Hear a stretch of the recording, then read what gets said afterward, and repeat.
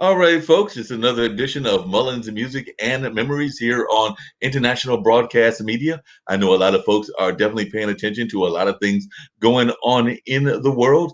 Be that, of course, I just recently saw that one of the past presidents, Mr. Bush, was putting in his thoughts about immigration and was saying that we needed to actually have some sort of a good plan that would be something that all the or both the parties could support and all of that. So he was actually doing that as part of an op-ed that he wrote, I believe, in the New York Times. I was actually talking about the importance of immigrants to society. And he used Madeleine Albright as well as one of the NBA players and a number of other folks as examples of that.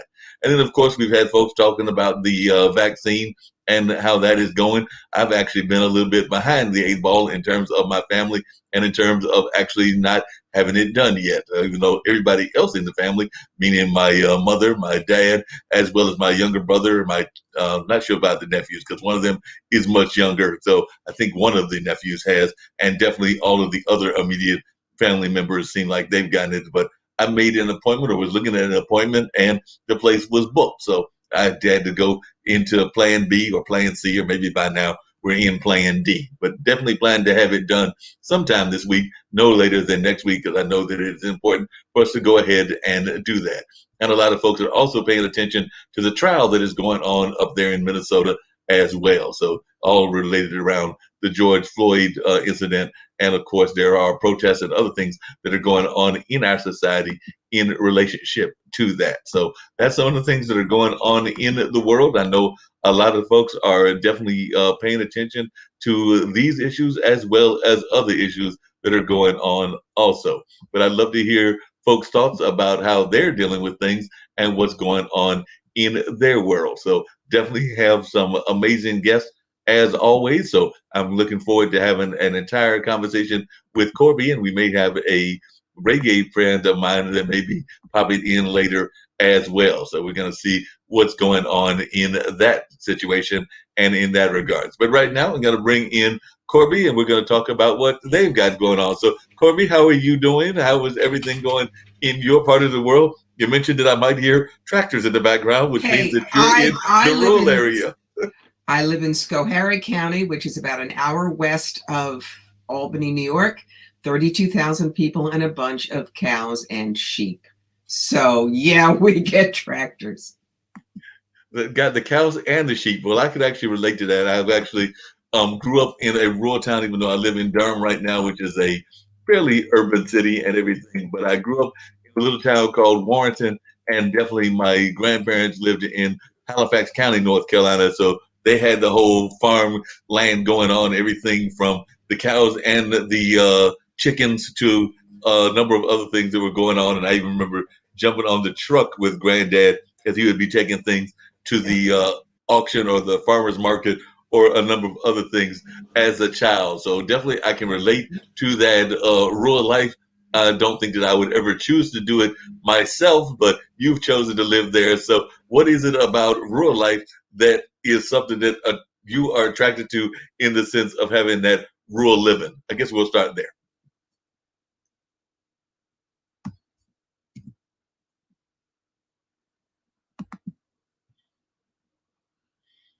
You're on mute, Corby. You're on mute. I'm just Sorry, I was trying to help you avoid the tractor. My husband was museum director for an 8-building Revolutionary War site here in Schoharie County, and you had to live in the county.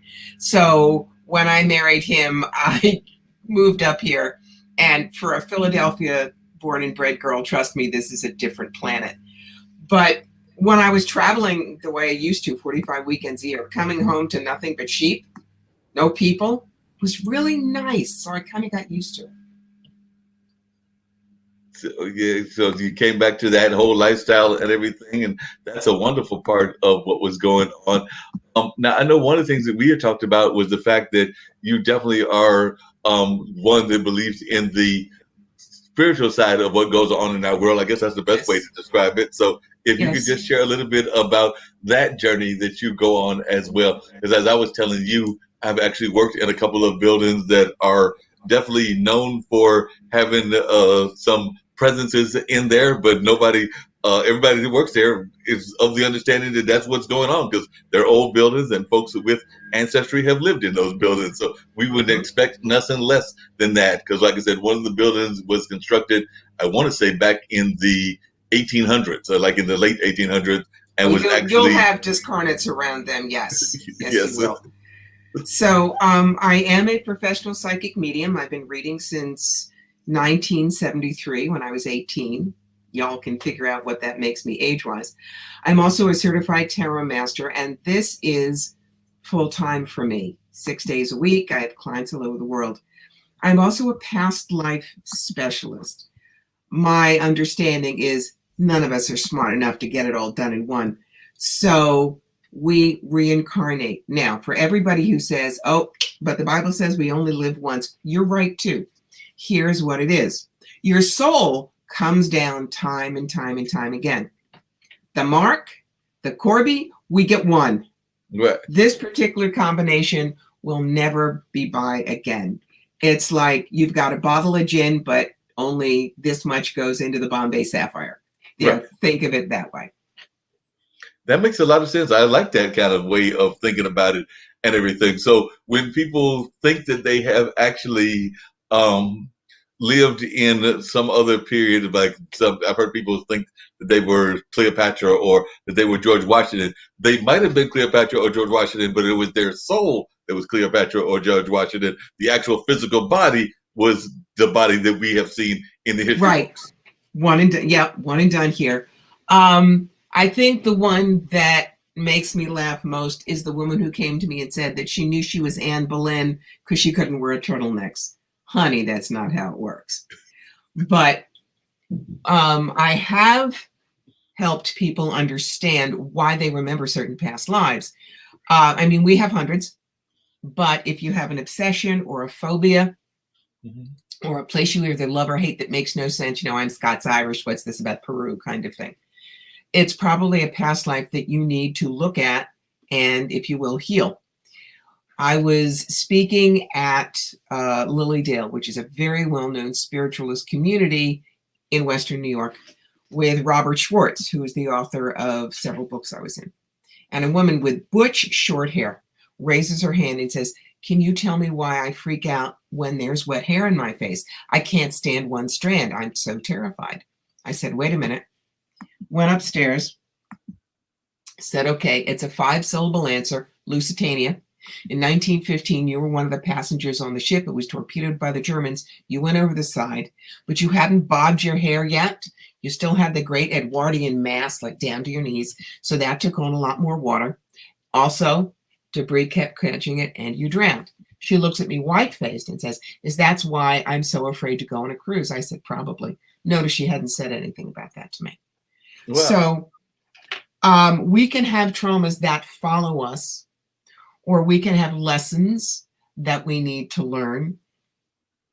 One of my clients, World War I, German, not Nazi, this is World War I, but she was still very anti-Semitic. She was born into a Jewish family this time and couldn't figure out why it felt so weird.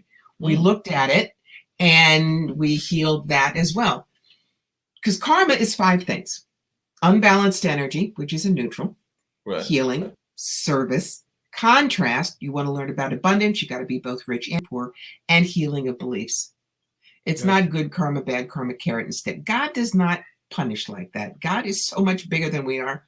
We just don't go there with God. Because that's one of the things that I was curious about, because a lot of times people get so caught up, and I agree that they get caught up in the whole karma thoughts and everything. Everybody wonders whether they've got good karma or bad karma. I know that a lot of times, even in my age, and I'm in my late 50s, I've been involved in the various relationships, and sometimes people will think that these relationships could lead to either good karma or bad karma, depending on what happened in the relationship, either with me or the significant other lady and everything. But I was just wondering your thoughts on the true definition of karma and what karma is supposed to be about, because I think that we sometimes get it twisted about what karma is supposed to be. Karma is simply learning. We've all been saints and sinners. We've all been the murderer and the victim. Right. So let's look at unbalanced energy. Someone has a stroke and their wife has to take it. Look at Christopher Reeve and his wife. All of a sudden, he was wheelchair bound for so many years, and she took care of him.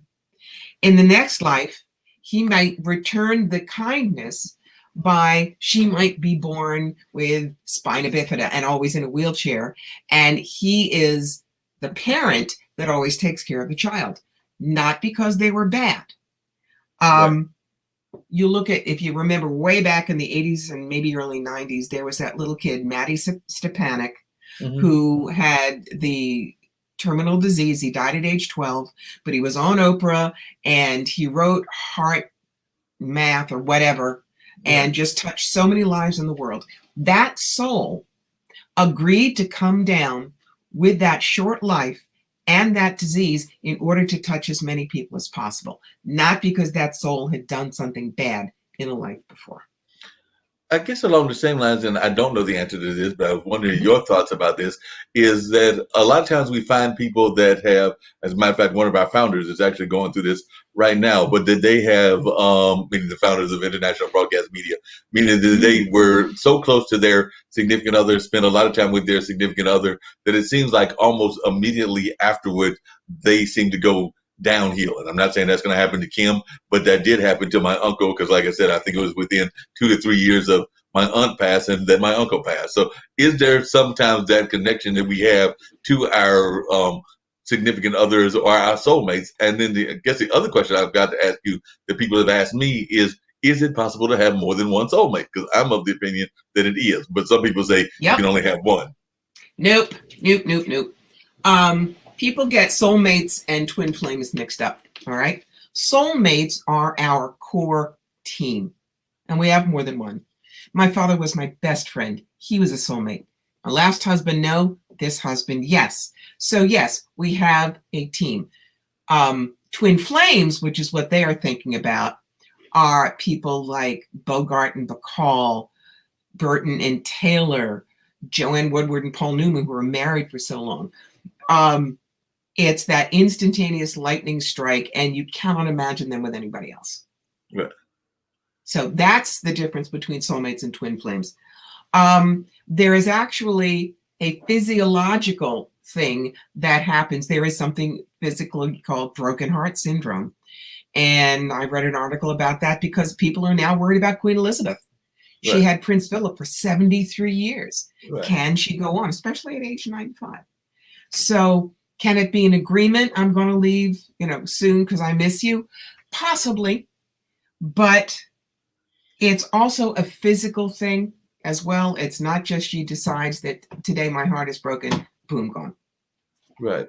So I've actually got he calls me his, he calls me his uncle, even though we're not related, but there's a gentleman at a store nearby. He sometimes is asking for advice with his current romance. And he actually uses that term that you use a lot, because I think that he's of the opinion, and he's a young man, so I don't know that I thoroughly agree with him, but he thinks that he's found his twin flame and everything, and then he's ready to pursue that twin flame romance, because he keeps calling her his twin flame and all of that, this particular young lady. But that being said, with twin flames, it seems to me that it would be more likely, and tell me if I'm wrong, that you might have that kind of burnout relationship with a twin flame versus a soulmate. Because it seems to me that if you're a twin flame, that y'all are already so attached to each other that the chances of the people not leaving the earth similar time frames would be less likely. But that's just my thoughts. I don't know whether you agree or not.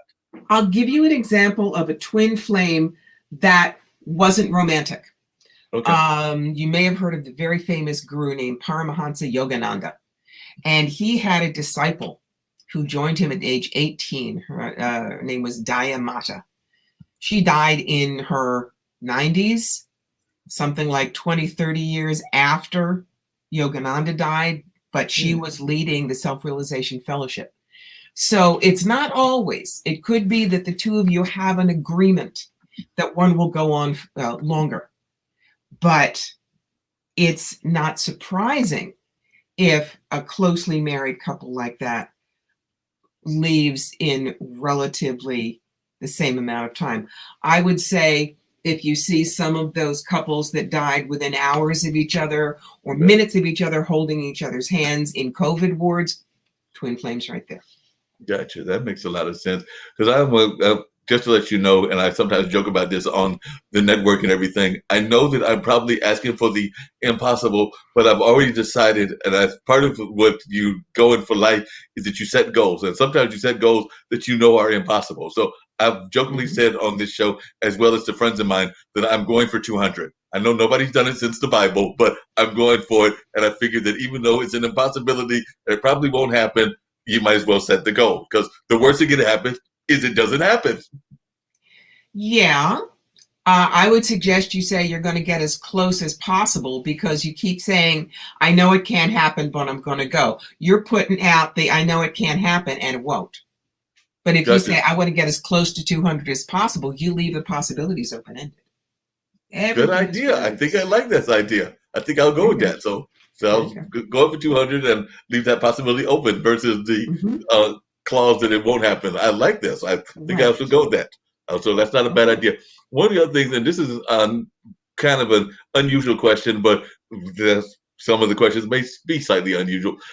Sometimes when you see people that are doing tarot readings and they're doing predictions and they're doing things that are very much within the realm of things that you do, and they are supposedly legitimate. Like I said, and I know not everybody Hmm. is legitimate, but let's just say that they are supposedly legitimate.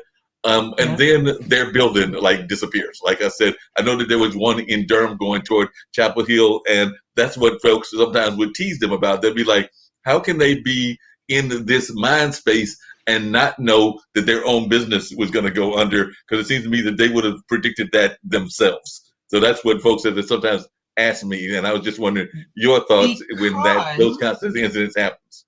you have to be able to stand on the twin mountains of wiki woo and business. And Gotcha. I'm one of the rare people that does. Um, so it also, they'll say, well, why aren't you winning the lottery numbers? Right. Well, number one, when people ask me for the lottery numbers, I laugh. I do say me first. And if the psychic isn't driving a Lexus, how do you know they know? But we don't use it for our own stuff, not the Right. good ones. And it isn't us. That's what you have to realize. We're the tube, we're the tool. That's what psychic medium John Holland always says. In that, we are a channel for the information from God, spirit, your guides, Right. whatever, with a megaphone. So, in order for us to keep our ego out of it, we can't want a special outcome for you. We can't want a special outcome for us. I know with me, I can read for myself one night a year. That's New Year's Eve, and I pull one card from like half a dozen decks. But normally, no, our egos are involved because we want what we want for ourselves. We read well for other people because we can put our egos on the shelf and be that clear mirror for you. Thank you. That made a lot of sense, and that actually I explains do that. a lot to our listeners and everything. Because I know that that's something that a lot of times people get caught up in, and I had a feeling that it was something like that. That it would be the matter that you can't be.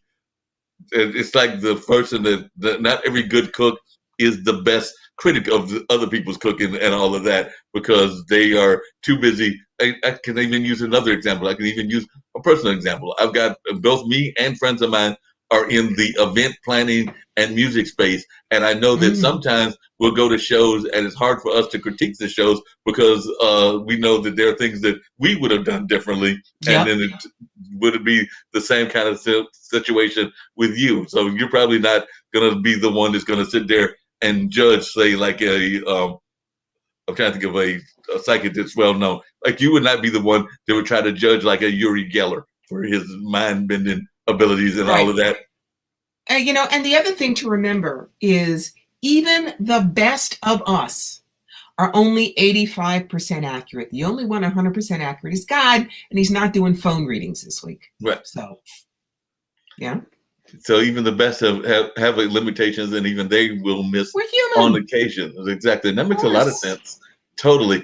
One of the things that we talked about just in emails back and forth, and you actually alluded to it, was of the buildings. And like I said, I know that the Hayti Heritage Center is definitely an old building built by Mhm. former slaves and has had many incarnations in its things that it is right now. It's a cultural arts center and it has been a cultural arts center for years, but churches have met out of there. definitely it was an old church back in the day and everything. The same can be said with the Carolina Theater, which is another older building that's a reformed church, but I mean not a reformed church, but a reformed. I think that in their case they were City Hall. I think that used to be the old City Hall. But how important is Reconstituted it? church. That's the word you're looking for. Huh? Kind of like orange juice, reconstituted. Yeah. Took the building and made it something else. But how important is it for us to be in tune, even if you get like an apartment or a house? How important do you think it is for general folks, or even if you're going to businesses, to be in tune with the spiritual side of the business of the building? Because I do think that buildings do have some spiritual reflections as well. Some people that are religious may not necessarily agree with me, but that's their take. Well, if you're just going into, for instance, there's the Bull's Head Inn, which is a restaurant here in Cobleskill, built in 1802, and there are lots of ghosts there. When I'm having dinner there, I don't worry about the ghosts. But if you were going to buy a building, if you were going to take a deconsecrated or abandoned church and make it your cafe bakery, then you go in. My own personal, bless it, sage it, clean it out of anything negative. If there are any positive spirits there, you talk to them. Hi, this is what we're going to do. Love to have you stay. Now, sometimes it's actual discarnates that know who you are, but sometimes it's what I call a tape loop. There was a field up in Ireland and people were camping out there, and every night they would hear horses and jingling bridles, and there were no horses there, but it was the same sound every night, the same voices every night saying the same things. That's an energetic tape loop. There was something traumatic that happened on that ground, and so the energy stayed locked unless it gets really cleaned out. But that's a very rare case. Really Right. Yeah, it sounds like that would be a rare case. Like I said, I know that even current people, because we've had a couple of cooks that have passed in the last few years, meaning in Haiti and everything, but I know one of our dance instructors has passed recently, and definitely there have been a number of folks that have passed on, and definitely we all that have worked there have a sense that, particularly the ones that have gone on much further, not like say the last 3 or 4 years, that their presence is still around and everything. And I know that even when I've locked up the building, I will let them know I'm leaving. Y'all can have a party after I'm gone, but I'm leaving right now. Y'all have the party, but I do have that kind of respectful conversation with them. And it may be, I'll say it out loud. Sometimes it may be just me having that mental conversation with them as well. But I definitely do try to give them notice that I'm gone and don't mind them having whatever little party they want to have afterwards. There's a huge old hotel that's being redone. It's called the Roseboro here in Sharon Springs, New York. And the ghost of the owner is supposed to be there. And so there's a little sign that always says, like, say goodnight to Harold. I think that's his name. And as people are leaving, even when they're having dinner, good night, Harold. It's a kindness. It's a sweet thing. It's a great selling point for the Roseboro. But we don't know if they hear or not. If they do, certainly can't hurt any more than being kind to a stranger would hurt. Yeah, I mean, that's just seems like common sense that you would do with any kind of situation, whether it's of this earth or of another earth or whatever. Because sometimes I also know that not everybody has that same belief system. Because I definitely believe that, like you said, there are probably several times that we come back to hear that whole reincarnation philosophy. But some people are like, nope, it's one time you get one shot, and then God makes his judgment based on that, and it's not like the soul exchange, which is the way you're describing it and everything. Right. So I do know that those are different philosophies that exist and everything. When do you think that you first came to the belief system that you have and everything? Was it something that you were born with? Was it something that came later in life? And did it come in conflict with those of your family members that might be church oriented? Because I do know that that can sometimes be an interesting conversation as well. Well, I first clicked into my own past lives in the late 80s. And it's not something that I really discuss with my family at all. They don't believe in what I do. They don't believe in psychics. And so to keep the peace, I do my work over here. They do that. Everybody in my family is medical and science-based. There's room for both. There's room for both. Yeah, there's definitely room for both and everything. You used the term, you used it one time, I think it was Wiki Woo, in terms of Yeah. the meetings and us getting together on this show and everything. Mhm. What are some of the biggest myths that you think people have about psychics, other than the fact that they think that psychic is going to give them that lottery ticket, which I think is Oh, totally please. unrealistic. But what are some of the biggest myths, realistically, that you think folks have about psychics? And to go along with that question, I'm of the opinion, and I think a lot of people are of the opinion, that we all have psychic gifts because they say that we only use about 1% of our entire brain mass that we You have. are So I'm thinking part of that. absolutely 100% correct. And here's the example. We all have 10 fingers, yes? Yes. Everybody can play chopsticks. Some of us want to put in the time and the effort to learn to play passably well. 1 in a million is Elton John. Right. Same thing with psychics. Everybody is wired that way. Some don't even want to go there because they think it's evil and the devil's work and blah, blah, blah. Some people have what I call a shortened system. They always know when the mother-in-law is going to call. They think they're not getting anything, but they are. People like me, it's the roads are clear. We have specifically said, yes, we want to do this. And the best psychics do it because they are in service, which means our ego goes on the shelf. And again, we're just the tube. That's how that works. A lot of people assume that we read your heads as we walk by. No, we have banners. We really do. Conversely, when I'm at a psychic fair, if somebody walks up to me and says, well, I don't know, just tell me something that you couldn't know about me, and if you're right, I'll have a reading. I smile at them and say, I'm sorry, I don't roll over and fetch either. And I turn my back and they do not get a reading. So it's a matter of mutual respect, Right. client and psychic. We don't all do the same thing. I adore tarot. I also love oracle cards, and I use several of them in my work. Mm-hmm. I love doing past lives, but I don't use a pendulum, which a lot of people do, because I have a slight benign tremor in my hand, like Katharine Hepburn, so I couldn't trust what it gets. Right. But spirit uses what we're good at. Theater major at Brown University, published author, words are my drug of choice, and I love history. So spirit said, you'd be good at past lives. So instead of, one psychic might say to you, well, I see you in a big hat and a long skirt, so I know it's old fashioned. I can go, hobble skirt, picture hat, that kind of ostrich feather, and you're standing in front of the Brandenburg Gate. You are in Berlin in 1911 or 12. Which one's going to give you more information? Yeah, that spirit makes sense. uses what we're good at. But again, we're not always going to be on target. And no, just because the psychic can't get your Aunt Doris, it doesn't mean the psychic's bad. Could be Aunt Doris is on a field trip up there and doesn't have time to talk to you. They don't sit by the phone. They just don't. Yep. Makes a lot of sense. Now, I know that one of the other things that happens is the TV definitely got a lot of famous cases with psychics. I mean, we had the Peterson trial here. And of course, there was that famous owl defense and everything that was going on that had nothing to do with psychics that I'm aware of. But definitely, there was also a lot of times profilers, which is something that police use on a regular. So I guess one of the questions that people would be curious about is, what is the difference between what a profiler does and what a psychic does? Because it seems to me that they have, from what I've seen of the TV shows, and I don't know any profilers personally, but it seems like there are some similarities between what the two fields do. But I just wondering your thoughts as to the differences.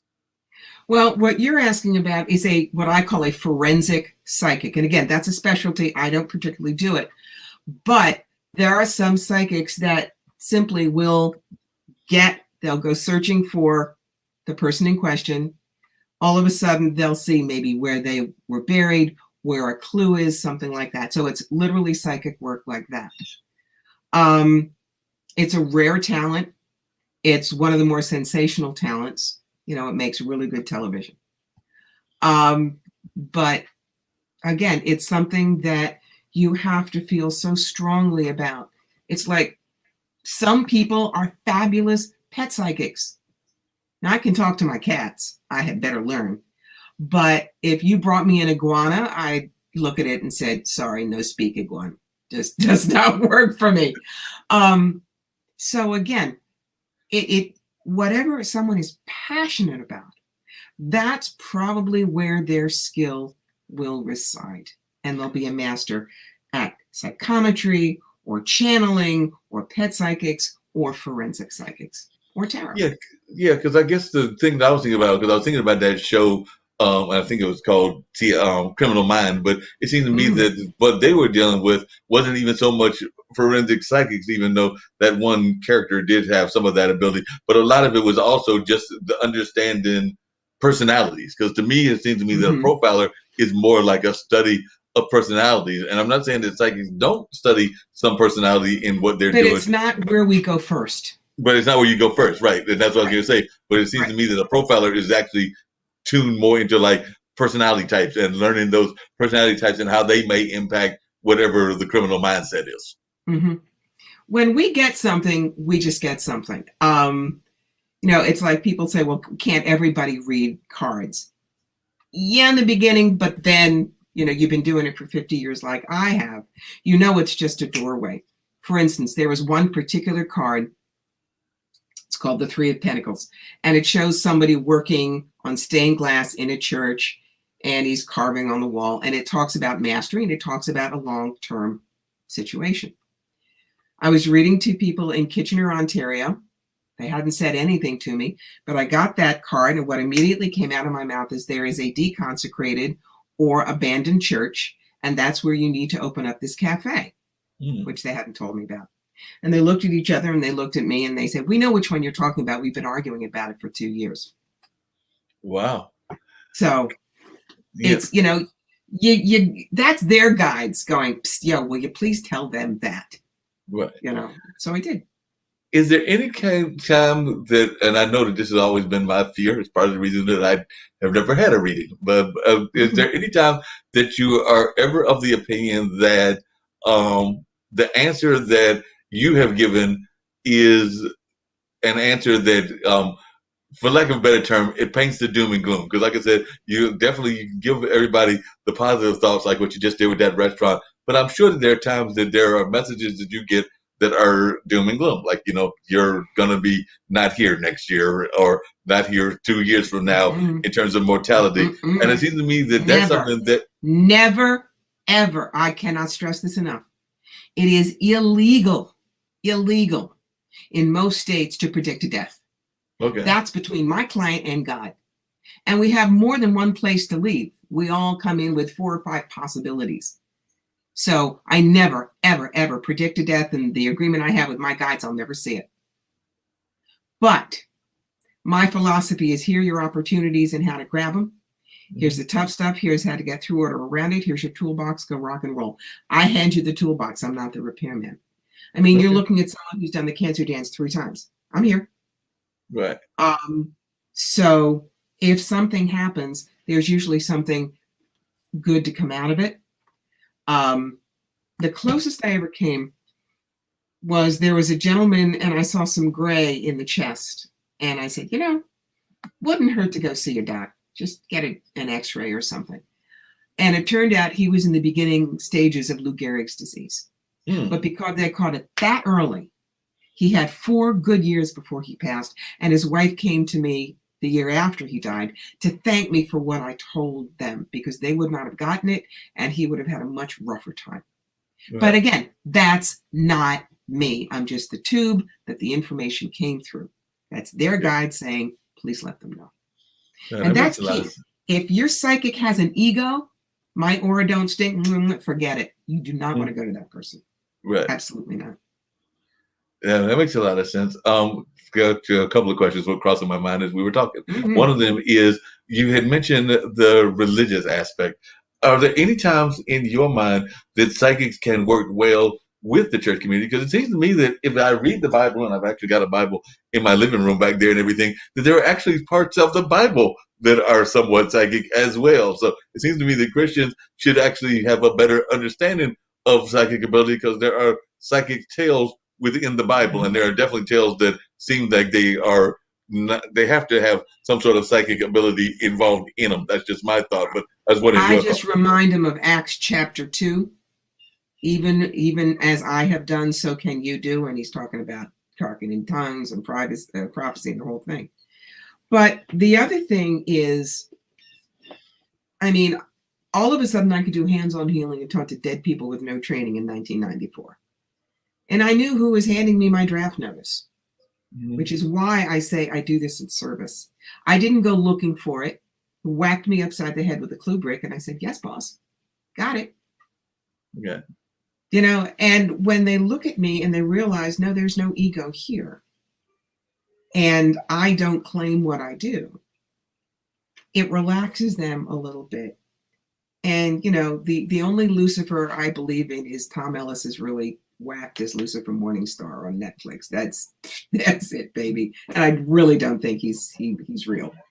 So Yeah, no, there's nothing to be afraid of. Especially the reincarnation thing is the biggest thing for them when I explain it those two ways. right. Yeah, that makes a lot of sense. And I know the other thing that sometimes, and this is just my opinion, that society has done psychics a disservice is the way that psychics are treated. One, by the mainstream media, be that films and also the circuses, because that's oftentimes where you'll find them and everything. And those that are not the true professionals as you are, but definitely you'll find a lot of that kind of environment. And then also there was a certain game that I guess is still popular that a lot of folks would definitely kind of like think about in terms of psychics and everything. And that's that game, the Ouija board, that a lot of kids are still involved in and all of that. So what is your answer to those folks that bring those examples up? And I actually think both of those. Face? Do you see this face? I see that face. Ouija boards. When you play with them and you don't know how to ground, center, and shield and protect yourself, that's like throwing open a door in a strange neighborhood and yelling free beer. You don't know who's out there, but they heard you when you're coming. And yes, Jane Roberts got Seth, and Esther Hicks got Abraham, and Pat Rodegast got Emmanuel with Ouija boards. But I have had to handle two hysterically terrified teenagers who, when they got a Ouija board and put their hands on the planchette and just said, who's there? Spelled backwards very fast was, I have an axe and I'm here to kill you. Trust me, that was not their Uncle Danny. Right. And for everybody who says, it's a Ouija board, in the toy department, how dangerous could it be? I get this question every time when I go to do an expo. And I say, okay, in the audience, who here has a kid or a grandkid under 10? And a bunch of hands go up. And I say, all right, you, what's the name? Name's Bill. How old is Bill? Bill is 8. Fine.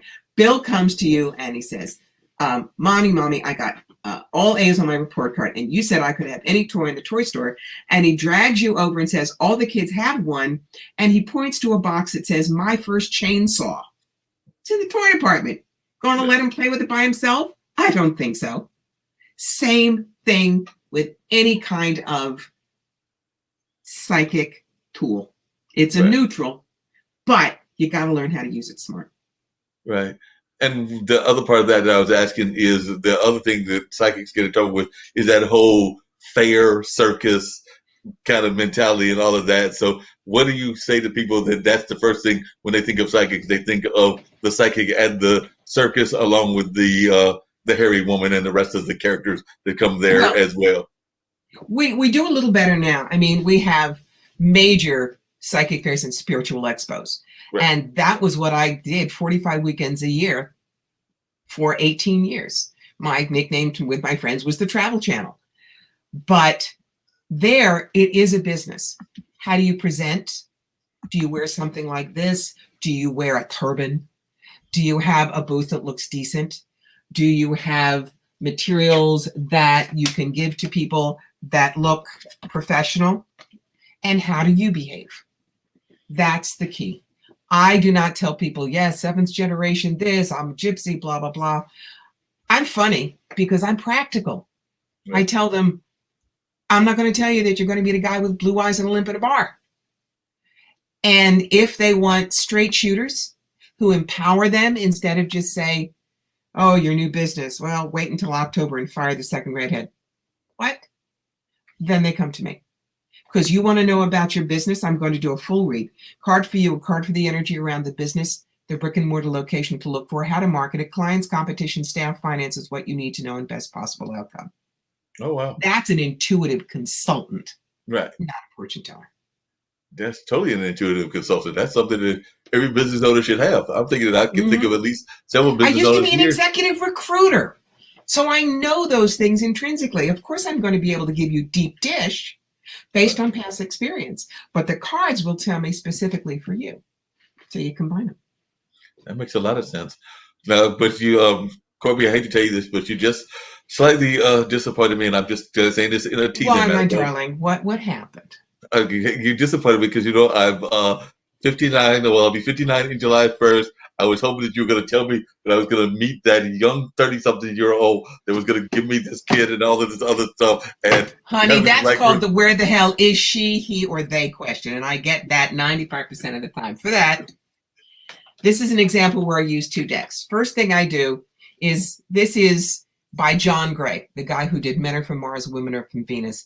And it is a karma and relationship deck. And I pull what I call the 4 and 4. These are the 4 things you need to bring to the table to make it work.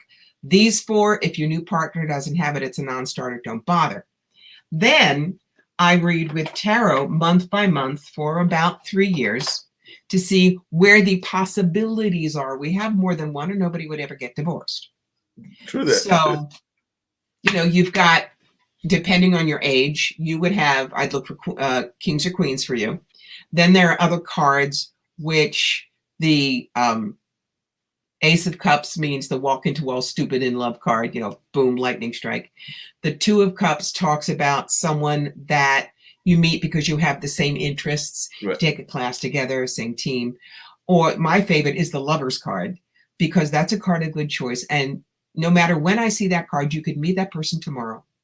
And you start out as friends, but when I see that card come up that month, you would probably look at each other and go, oh, hi. And you'd go from friends to a romantic relationship. So there are lots of possibilities. And the reason why I give you the possibilities, some people would say, I see you, you're blonde and they're a lawyer and their parents are from Geneva. Well, that's possible. But what if you would still fulfill all of your earthly plans with this dark-haired performance artist from Brooklyn? Right. Because I only focused you on one, I just took away your free will because you will ignore this one. Right. That's why I give you all your choices. And interesting. And you actually brought up something and everything, and I'm curious your answer, which is that the divorce rate is ridiculous in the United States, but even globally and everything.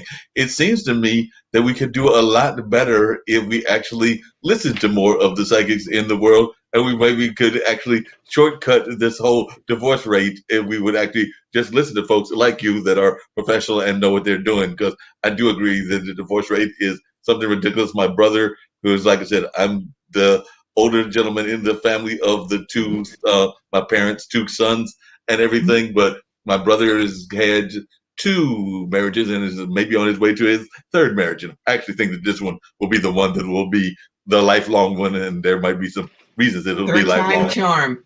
Yep, 3rd time charm. Let's hope. Yep, that's at least my hope, is that it'll be the 3rd time, and plus there's some other things that may make it go longer than others that are health related, but that's neither here nor there. But definitely the 3rd time might be the charming time as well. But definitely, I know that's something that we talked about on this network, and I'd love to hear your thoughts about this. And it comes to being the psychic, but it also comes to spirituality and mindfulness, because we do have some shows here that are mindfulness shows, as well as some that some people might consider spiritual. I'm of the opinion that a lot of our religions have got it wrong because they've got so caught up in what apparently you psychics are not caught up in, because they have got caught up in ego. And that's just my opinion. They've got caught up in this whole ego madness, because I remember, and I've said it just several times on this network, that I remember sometime back, there was a famous anchor, and I can't remember whether it's Peter Jennings or Ted Koppel, but it was one of those 2 and everything. And they were doing a series on religion in the world. And they basically came to the understanding that And my dad actually called me and my younger brother over to watch this special. But they came to the understanding that all the world religions pretty much have the same principles, which is love thy neighbor, support each other, do things of that nature. Is when we get caught up in the ego part of it that things go haywire. And I was just wondering, as a psychic, your thoughts on that. Well, I make a very strong separation between Christianity and churchianity. Okay. Okay. My understanding is that Christ consciousness came down in other forms. Jesus just happens to be the most famous suitcase. And then you got the people that say, Jesus is your only personal savior. And if you do not believe in him, I don't care how good you are damned. No. God owns the grocery store. And he does not care if you come in through the deli department, florist, or health and beauty. He's just getting the store. Right. We make the tiny little changes. Can you imagine a being that created universes and galaxies and everything that ever is, was, or will be, really concerned if you have a milkshake with your hamburger? No. No. Is he going to be concerned if you eat a steak sandwich during Lent? He could care. These are simply things that we limited humans made up to kind of understand our world. And they are wonderful at controlling people. Yeah. When you know, and there was, again, something about this last night on the news, fear is the biggest control. Mm-hmm. And if you can convince someone that unless you believe exactly the way you're telling them and you give money to your church, etc., that God won't love them and God will send them to a horrible place, there you go. But then you have the multi-million-dollar people like Joel Osteen, who had this multi-million-dollar house and wouldn't open it up in Houston when people were dying and drowning during Harvey. Right. He's a real Christian? Take another look. Yep, I don't think he's going to be getting a welcome mat when that journey goes on, but that's just my thoughts. I don't think there's Bible. It is harder to get a rich man through the eye of a needle than to get him into heaven. Remember that? Yeah, I do remember that. I do remember that passage. They cherry pick the Bible. Yeah. No, there's definitely a lot of that cherry picking going on. There's no doubt about that and everything. Yep. One of the other things, speaking of cherry picking, and I was wondering your thoughts. I've got one of my good friends who is also a co-worker here on this network that is very much of the opinion that, how can I put it? We cannot be alone. So he actually is one of those people that does believe in UAPs, as they're called now, not UFOs, UAPs, and is of the opinion that actually he thinks that he might have even been as he calls it, a hybrid, meaning partially from here and partially from there. Yep.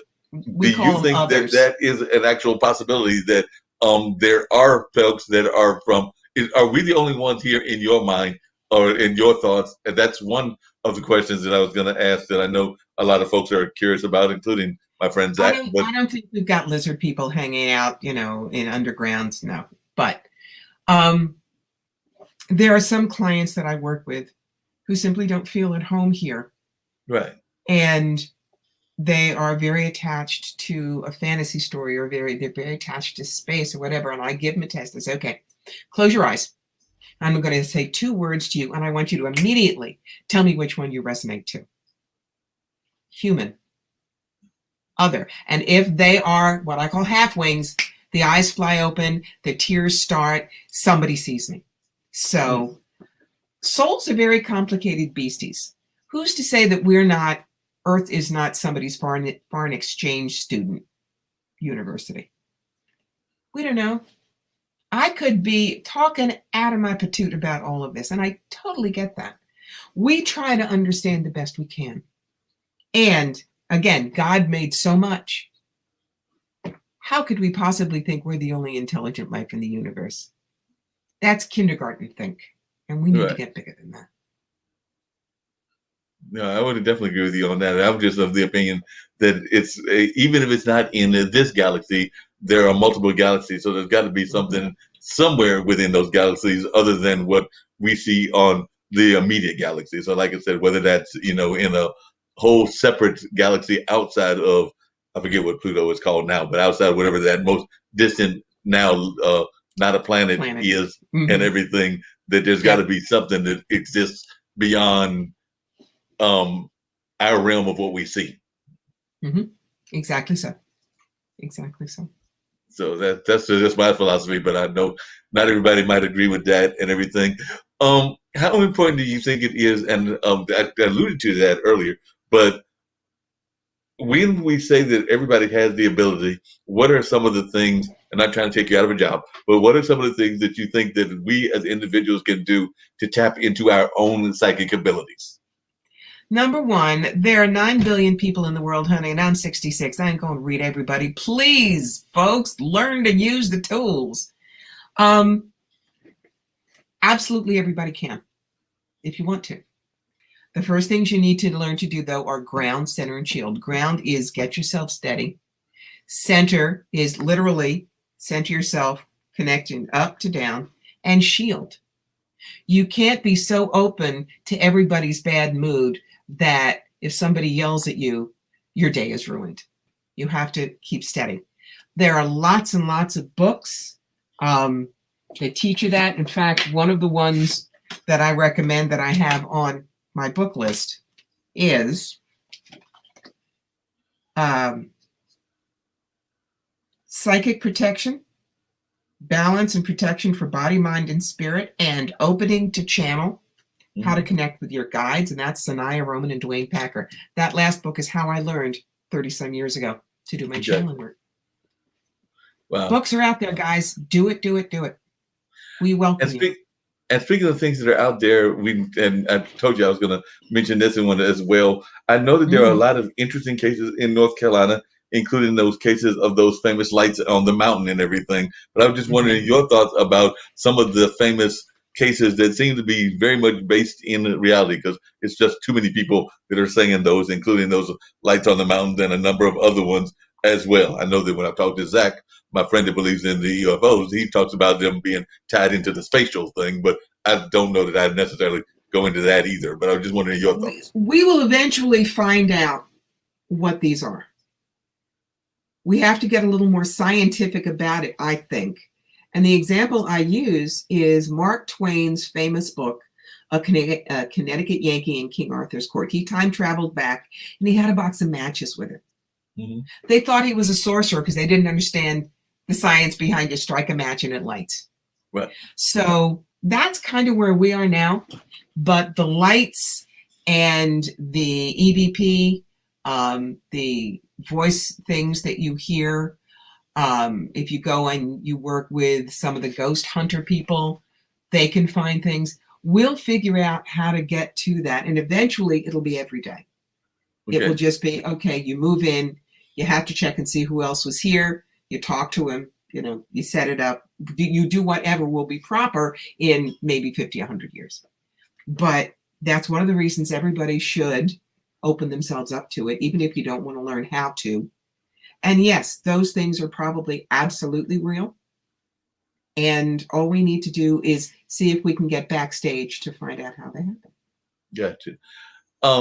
And you just alluded to it, but people have been talking for decades about time travel and the time-space continuum. I actually had a guest on not that long ago that was actually of the opinion, he goes by the nickname of the Crow and everything, but he was actually of the opinion that we kind of messed up the time-space continuum because he thinks that we only really know the true time maybe a few times every year because we kind of like have modernized it and gotten away from true time in the sense of how time should be told. And I think he was thinking about more of what I call nature time or like Earth time and all of that. But I guess my two questions immediately are, is he right that we're wrong about the way that we do time now?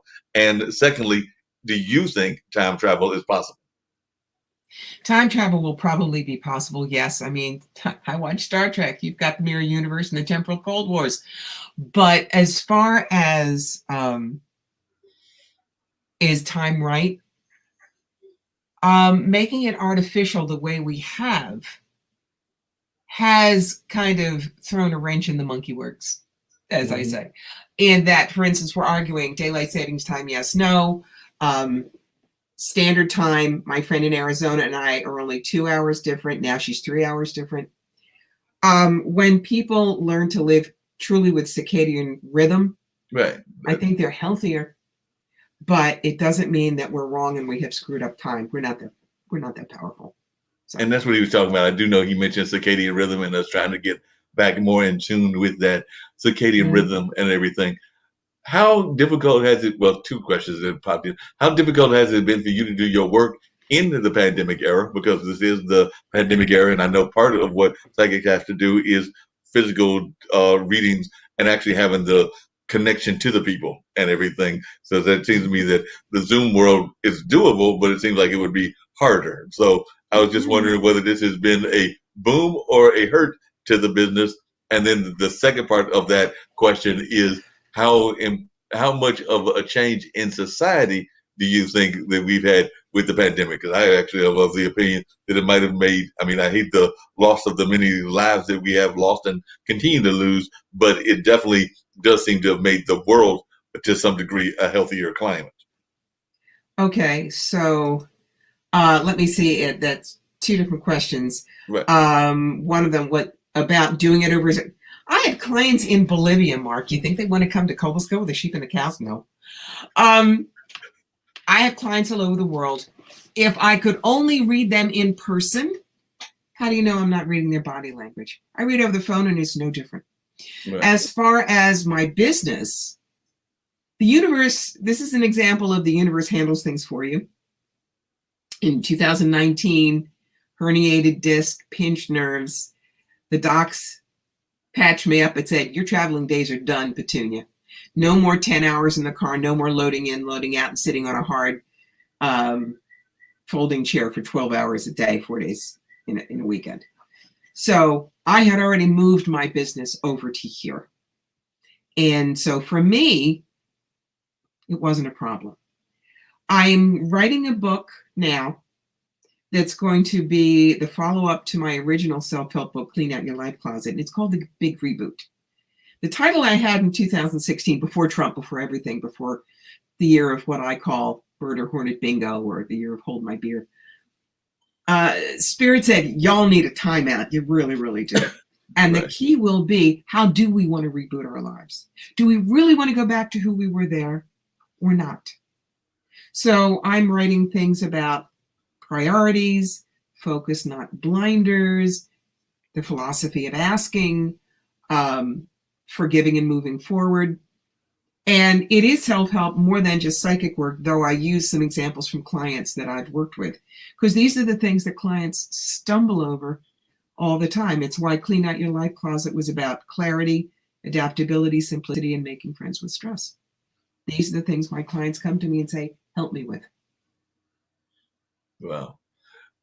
You just mentioned forgiveness. How important is that just in general? Because I sometimes think that no matter whether it's what the psychic tells you or whether it's in your personal relationships or just life relationships, that's something that we all have a hard time doing. I know that even when I've had breakups, forgiveness can be very hard, and particularly self-forgiveness. And then also I sometimes think that we, and it's just my thought, I sometimes think that we think that we're more in control than we actually are. You were talking about God and everything. I sometimes know that even as a youngster, I used to think that I could maybe manipulate or control some things by doing some simple things in life. Like if I had a, for lack of a better term, and I don't know that this is not necessarily, could not have been the case, but say I had a premonition or a feeling and it gave me a bad vibe, there was a time that I might move a salt shaker just to try to like change the scenario of what was going on, and it made me feel better. I don't know that it did anything, but it sure made me feel better, because there were times that I might have had a premonition, because I think, like I said, we've all had them. I even remember going to a journalism camp, and that would have been back in high school 30 odd years ago, 35, no, more than that, but closer to 40 years ago. And I remember I already knew all those people in there as soon as I walked in the door. I didn't have any negative feelings about them. So that wasn't a case of me maneuvering some things around. But I do know that I've been, even as recently as, say, within the last 2 years or something, been in a space and been like, nope, this does not feel right. So might just shuffle some papers or do something to change the scenario from what I originally dreamed. And also, I don't even know that just might be me doing something to make myself comfortable, and it might not have Mhm. changed anything about the dynamic. But what are your thoughts on what I just said? Well, he's just did a whole bunch of stuff. So, as far as premonitions and trusting your guts and forgiveness, there's forgiveness that people have a hard time with because they think it means it's okay that you hurt me, you could do it again, you're not going to get punished. And they feel like you hurt me, you should. But that means you're still carrying the stuff. Right. Radical forgiveness, which is a great book, again, by Colin Tipping, is literally uncoupling the energy. All right. Simple example. My mother was an alcoholic, cross-addicted with barbiturates, and I was an abused child. She's dead now 40 years. I long ago forgave her, understanding that she was doing the best she could based on her belief system, which had a lot of self-hate in it. And there was jealousy toward me because I was young and I had my whole future. And so there's no need to be angry at her anymore. Whatever she did, however I reacted to it, I like who I am now. And maybe that was something that needed to happen. If you like who you are now, then you need to blanket forgiveness everybody. Just don't carry their energy. It doesn't mean it was okay that they hurt you, gaslighted you, hit you. But remember also, it's the personality that was the problem. The soul is not. Yeah. So you're forgiving the personality. And you're saying to the soul, whatever we had to do, we'll talk about it later. But to not forgive, if I did not forgive my mother years ago, then she would still be abusing me now because I would just take, the newspaper or the brush or whatever, and I'd beat myself with it, constantly remembering what she did. When you forgive, you clear that energy. It really is worth it. Yeah. Is it possible to do, because I know that I've had some, not so much on this show, but or even in this network, but I've got a friend of mine that does some things out of California called Voice Your Vibes, as well as Shout Out Saturdays. And I know that some of his business partners were in that physical abuse kind of space and all of that. So I know a couple of ladies that were in that physical abuse space. Is it possible for them to do radical forgiveness as well when those people are gone in your thought pattern and all of that? And how do you advise them when they're in those situations? It might be. And just remember, you can take what they did to you and you can turn it around and make it valuable by saving others in the same situation as you were. It's one of the reasons I wrote this book, because these are things that happened to me that I had to learn. And they were not fun and they were not pleasant and they were traumatic at the time, but I've moved past it, cleared the energy, learn from this. Maybe you can avoid it. Yeah. Everything is teachable. Everything is grist for the mill.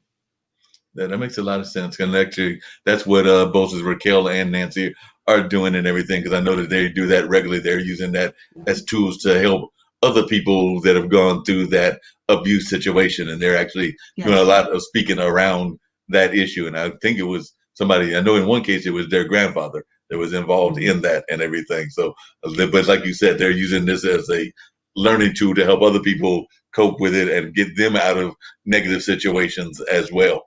The whole concept of changing the future by moving things and things of that nature. And I'm not the only one that has attempted that, but I was just wondering, and I don't know, I'm not trying to go in that wiki woo mood, but definitely that's something that I have felt people have tried to do in one form or fashion. If it's nothing but, like you said, moving a chair or moving a salt shaker. So in your mind, is that something that is even worth pursuing if you feel an uneasiness about better?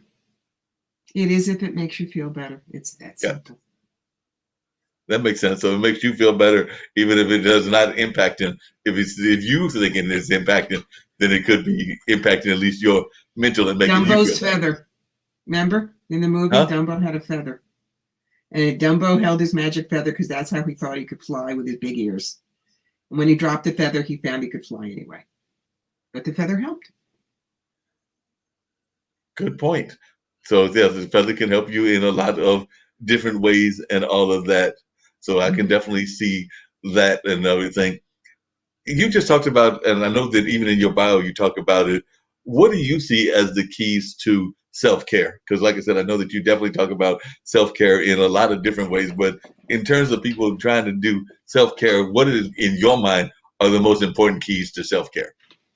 Well, I just happened to be writing a new article on that. So let me pull out that. Rule 1, accept and say thank you. Don't always say, no, that's all right. No, I don't want it. If you want something, accept it. If someone offers you a ride somewhere, say thank you. You're entitled to kindness as well. Number 2, custom craft your self-care. If it isn't soaky baths and yoga for you, sure ain't for me. Do what you need to do to take care of you. Every day of the week has a Y in it, and Y stands for you. Don't say, I'm only going to be good to myself on Wednesdays. Every day something. Honor your boundaries. No means no. So many women have a hard time saying no that I have actually made up a little postcard that I give them that says no is a fabulous idea. Let's see what else. Rule 5, make sure serving others doesn't disserve you.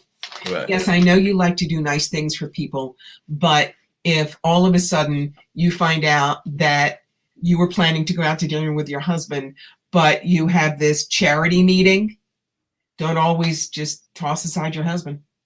Make time for you. Make it date night. It's one of the things I tell people. Date night. I don't care how long you've been married. No is a fabulous idea. No knee-jerk niceties. Right. That's, just here, I can go get that for you. You didn't have to. They were happy to do it themselves. Don't assume that if you don't offer, you're a bad person. Prioritize your health. Right. That's what got a lot of us into trouble with the big bug adventure. And serve yourself first. Look at what happens if the oxygen goes on an airplane. They tell you, put on your mask first, then help others so you can breathe. Right. Those are my rule of 9. And they're simple. They're not magic. But if you can remember these, you will be so much happier and so much more at peace and so much more able to be there for other people without putting yourself down the drain. That makes a lot of sense. And I know on the other show I was doing earlier today, we were talking about that because we were talking about 2 factors that I know a lot of my friends talk about in the business world. And that's the whole concept of people that do what my friend Ray calls the brain drain. So they want to get your services and everything, but they don't necessarily want to have you get the reward. And the reward doesn't always have to be financial. Sometimes there can be other ways that you're rewarded as well. But definitely they just want to get the knowledge and use this knowledge that you have, but not necessarily give you anything back in return and things of that nature. And then I also know that there are a lot of dream stealers out there as well, that they want to squash your dream all the time. And sometimes they can even be within your own family and circle of friends. So I was just wondering your thoughts on how you deal with that as a professional, both the dream stealers as well as the folks that do the brain drain. All right. The brain drain, we get that at psychic fairs all the time. That's things like, do a free reading for me, and if you're good, I'll tell everybody you're wonderful, or you're just standing around, so why don't you do it for cheap for me? Or I only want to pay for 1 reading, but can my friend come in with me too? And the answer is all no. Just no. As far as the other, it's tough, but don't be with people who are from Neverland, is what I call them. Right. They have no, it can't happen. I'm not sure you should. It'll never work. You just leave from those people. You don't want to be with those people. You want people who know how to aim their own telescope and see clearly, who will encourage you, not diss you because they couldn't do it, or maybe they're jealous that you can. I will help all the newbies that come to me at psychic fairs. I'll bring them over to my table. I'll give them samples of all of my written materials and answer all their questions. The one thing I tell them is, don't plagiarize. My words are mine. That happened once. But the rest of them respect that, and they're amazed that I'm willing to help them. I mean, aren't you in competition? No, honey, I'm not in competition. You're brand new, and I've been reading for nigh on to 50 years. You cannot match me. Mm. But you will find your clients for whom you are perfect. Right. So again, no fear, willing to help, knowing your own worth. It makes all the difference in the world. That makes a lot of sense. In the many years that you've been doing this, Corby, what is the when you've alluded to some of them, I'm sure the lottery would be one. But what is one of the most unusual questions that you've had approached to you, and how did you deal with that question? Whether it could have been the second husband, might have been how they found you and everything. But what is the one of the most unusual questions that somebody has asked in your professional career, and how did you deal with it? I think my mother-in-law is an alien. Do I have to learn to speak a different language to her, and how do I figure it out? The mother-in-law was an alien. They wanted to know if they need to speak another language. Like, is she from planet Zorch and I have to speak Zorkese or something? Yeah, it's like, no, honey. No, that's not where it goes. Yeah, that sounds like totally weird. But I do have a story to share with you about that, though, because they do have like their own culture, the whole Star Trek, Star Space culture, and everything. So I Mm-hmm. did go because there's like a whole couple of fairs around here and Comic Cons and things. And I do remember going one year, maybe 6 or 7 years ago, to a Comic Con festival that dealt with which one is the Klingons? Star Trek. Dealt with Star Trek. That's Trek, yeah. Yeah, there was Star Trek, and there was literally a Star Trek talent show where the people were singing in Klingon. So I was just too through when I walked in there, and the people were all dressed up as Klingons, and they were actually competing, singing in this made-up language. So I was just too through. It's the work that Trek has done on the Klingon language is just fabulous. I don't know anywhere else that it's like that, but yes, there have been complete translations of Shakespeare into Klingon. You name it, it's in Klingon. It's in Klingon. Like I said, I just know I walked into a particular local hotel and I'm sitting there going like, they're having it. And I've actually emceed and also been involved in other aspects of talent shows. And I'm like, they're having a talent show and it's in Klingon. This is totally different and totally unusual. That's right. But yeah, I can see somebody having that kind of attitude of they want to go there and try to have you figure out what's going on in that sense. You had written another book, and I love the title of the book, and I'd love for you to share a little bit about that as well, because you hadn't alluded to that one. We talked about clean out your life closet. I was worried there for a minute. I'm just going to let you know I was worried there, because at one point I thought you said mind closet, and that's actually the name of one of our shows here on the IBM network that my friend, we can never pronounce his name, so we just call him Brother Mike, because I think that's like his middle name and everything. But it's a show he does on Fridays, and I was like, we could have a whole issue with names. But yours is Life Closet, isn't Mind Closet. But what is the Psychic Yellow Brick Road all about? That's this one. Notice that the middle title is How to Find the Real Wizards and Avoid the Flying Monkeys. There is no book out there written specifically for people who want to go and see a psychic or an intuitive. They don't want to learn to read themselves. They just want to be able to go and stay safe. So the title, the back title is Good Psychic Guidance is Art. Don't Settle for a Forgery. And in that book, I go over what to look for, how to know if you're being scammed, what questions you should ask, what questions you shouldn't ask, spirit guides and angels and mediumship, and how does that work. And if you're a rookie just looking at this stuff, it's a great book to keep you safe. And it doesn't say, and only come to Corby. I specifically wrote it so that this book will help you go to any site. You and I may never meet. If the book helps you, then I did my job right. But I was really pleased to see that a lot of my fellow psychics on the circuit said, geez, I wish that I had had this book when I was starting out. Would tell me how to be a good reader. And it kind of does that too. Well, what do you think is one of the biggest scams folks have to be aware of for the bad psychics? And I know there are bad psychics out there and they're doing all kinds of bad it's stuff. The fake gypsies, Mark. It's, you put on the headscarf and the jingling jewelry and the long skirt and you do bad accent and you can be gypsy. This is literally why I wrote the book. It was years ago in Toronto. There was 150 booths at a big psychic expo. And there was a fake gypsy across the way from me, and she ran out from her booth and she grabbed a woman walking by. And this is called hooking. And it's as bad as the other kind of hooking. Right. And she says to the woman, "Oh, you don't need to pay $30, $40, $50. I read your palm for 10. Come." Drags her into the booth. 20 minutes later, we see the woman leaving, crying hysterically.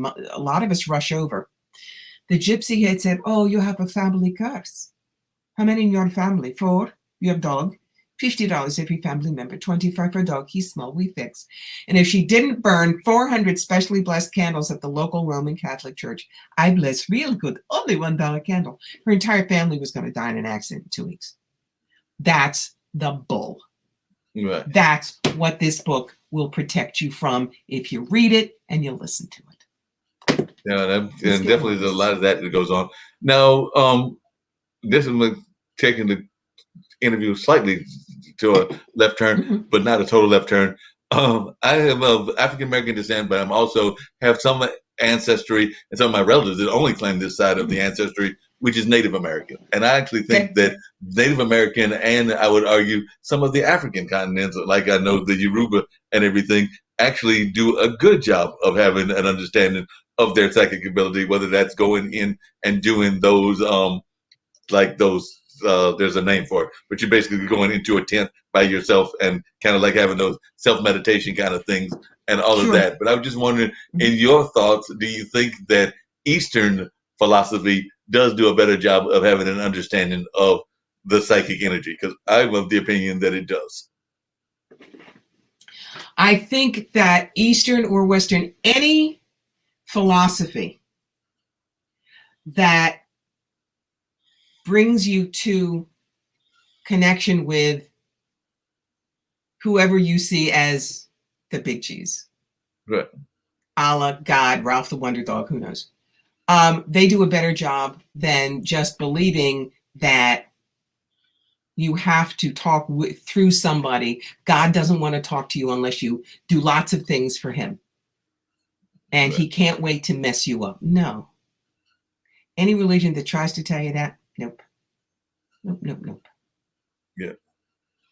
No, I definitely agree with you on that. And like I said, I just know that even if you go to the drum circles or the powwows or things of that nature, there's oftentimes very much of a connection to the higher power, for lack of a better term, and everything within what's going on. And definitely that's why I think that they do a better job of being in tune, because they are using, whether it's the drums or whether it's a number of other practices, to get you in tune with at least being able to have a message from the higher power, God, Allah.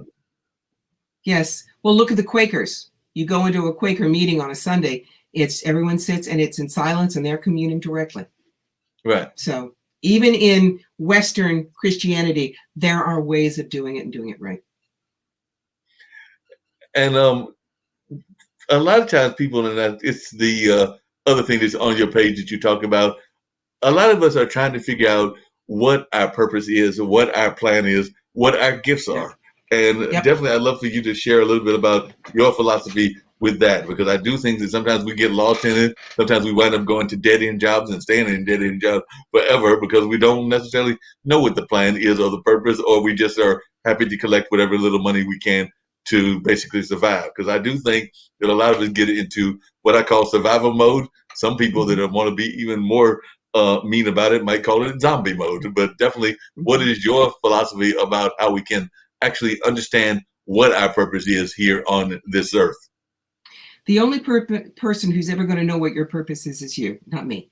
Right. But I say you can find it by finding your sentence of passion. Your sentence of passion is not who you are or what you do or even how you do it. It's your vapor trail. When you go skidding into heaven on borrowed tires and fumes in the tank and God hands you a beer and says, so, you can say, look, I did this. Isn't it cool? So my sentence of passion is cross the bridge from fear to fearlessness and fly. When I can take somebody from point A to point B, when they thought they couldn't make it, tap them on the shoulder, say, here are your wings. You don't need a flight plane. Now get, I'm living my bliss. But I've done it as an actress, an author, an inspirational speaker, a video producer, a legal assistant, an executive recruiter, and a psychic. It's not the job. It's how you put your energy out to the world through the job. two of those jobs seem very much interesting and somewhat tied into each other. So, how would you say is the parallel between being an inspirational speaker and a psychic? Because I'm thinking there's got to be some parallels, but there are also some differences. So, what are the parallels and the things that are the same? Well, the inspirational speaker stuff comes because I've lived a rather hard knocks life and I'm still on one piece from it. And I'm also a reverend. Reverends are supposed to do inspirational speaking. Right. And because I love words, because I'm theater trained, I can get my stuff across. An intuitive counselor, you don't have to be as outgoing, out there, loves the limelight the way I do. Right. You can be a very quiet person, but if you can inspire someone with their own life and help them see what is next, help them find the good stuff, get through the challenges, that's what two of us are doing in very different ways. I just happen to be someone that has both in the package.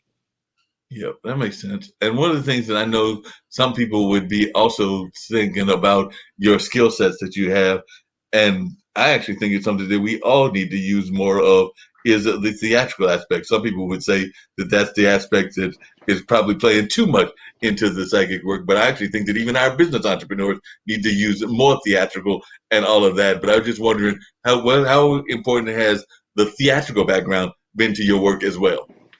Well, for one thing, I'm funny. Psychics, most psychics aren't funny. I have done stand-up comedy about you think a psychic's life is easy.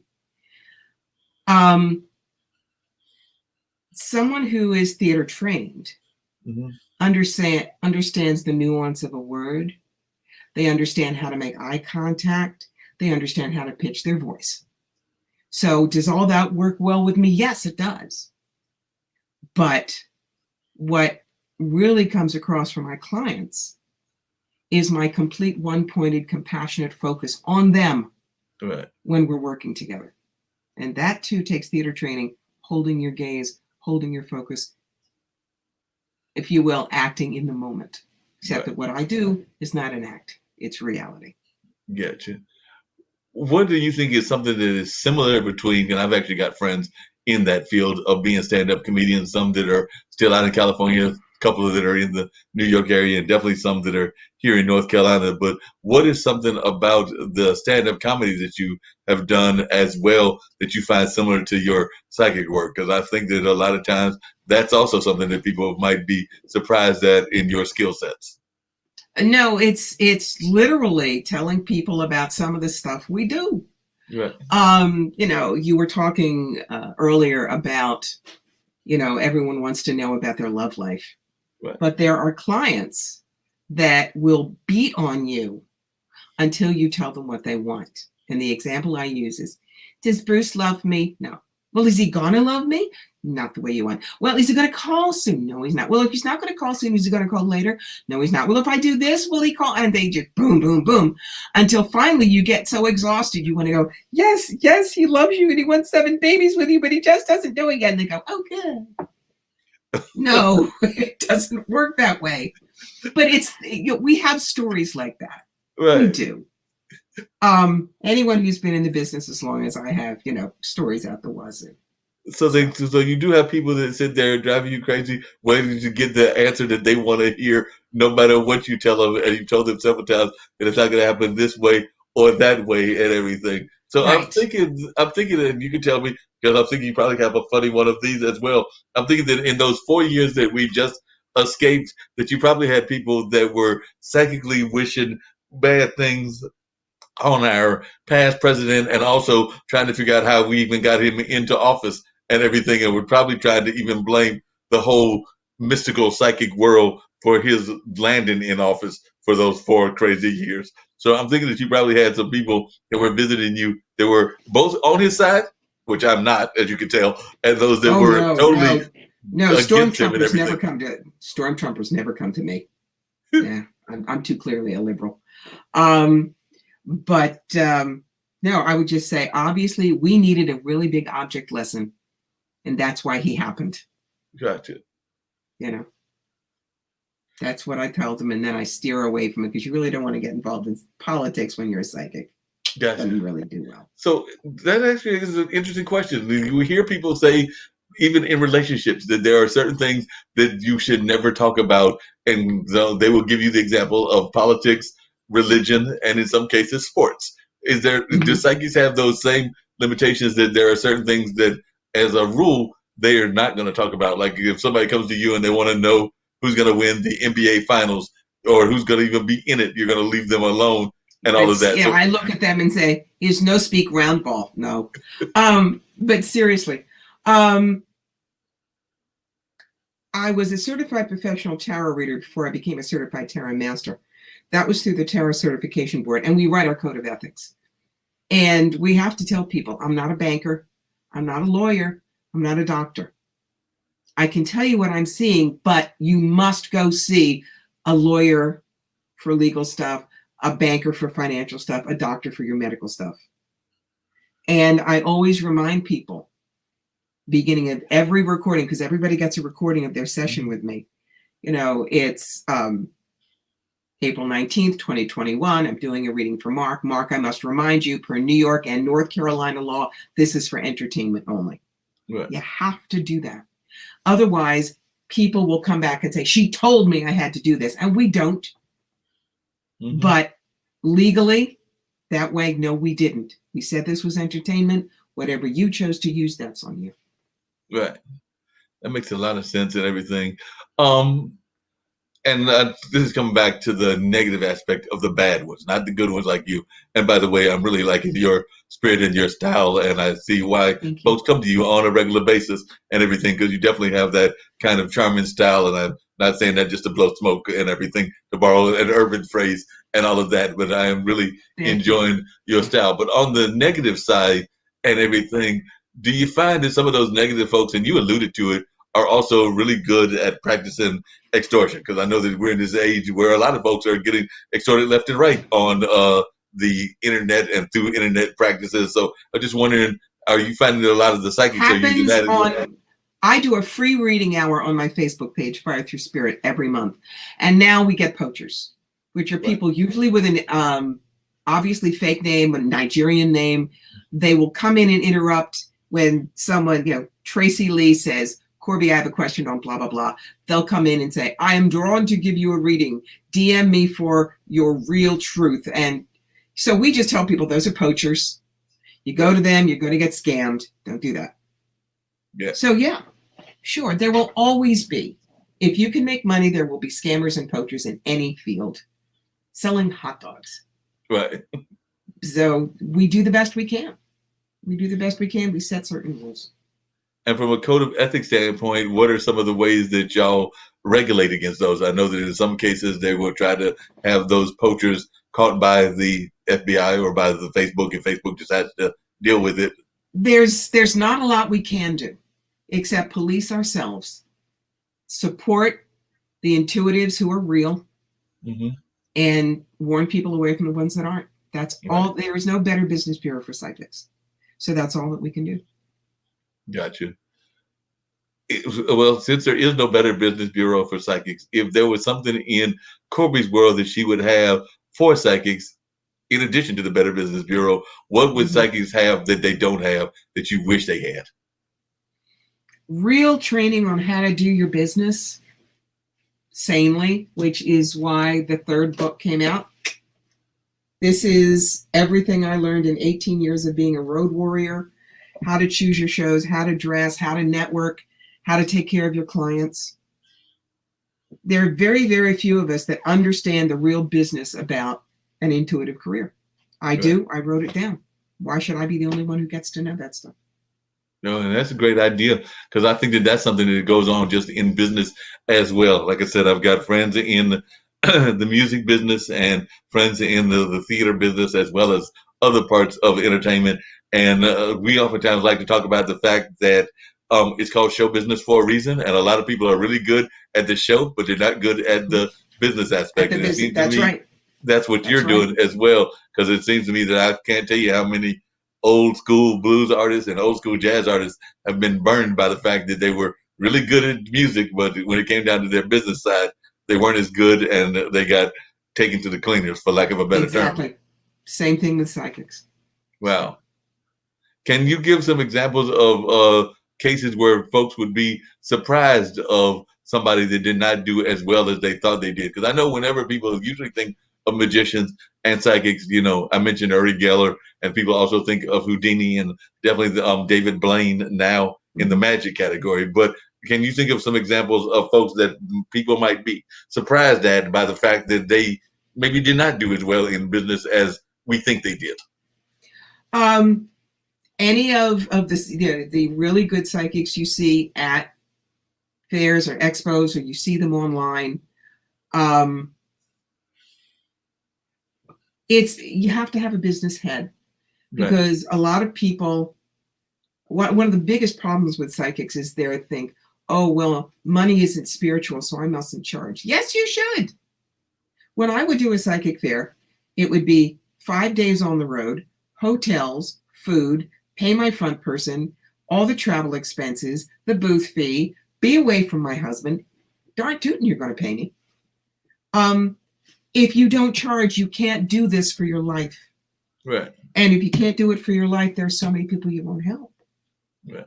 So that's the thing. The Twin Mountains are important. And it doesn't mean you're greedy if you charge. Right. It means you respect yourself.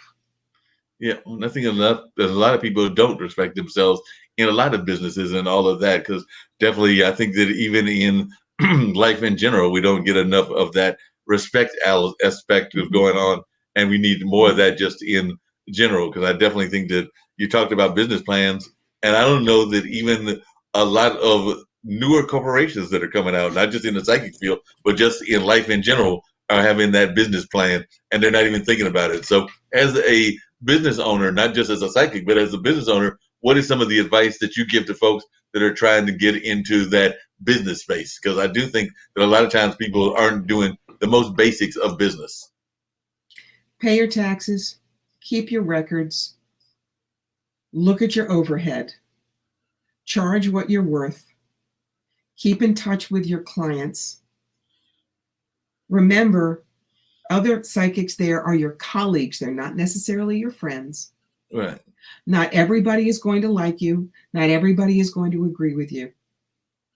And when people start talking to you and telling you things that you know are not right for you, you just look at them and say, thank you for sharing. You may think that if you wish, and you go on and do what you need to do. Right. That's the nutshell. Gotcha. Because, and this may be a crazy question because you've alluded to it a couple of times, but how competitive a field is the psychic field, and how do you deal with that competition? Because I'm imagining that with both the nutcases that are not doing it in the correct way and the quality ones like yourself that are doing it in the correct way, that it can be a very competitive field. There are A-listers and bottom feeders. People who are just starting out. Maybe they'll be good someday. I'm not saying don't go to them.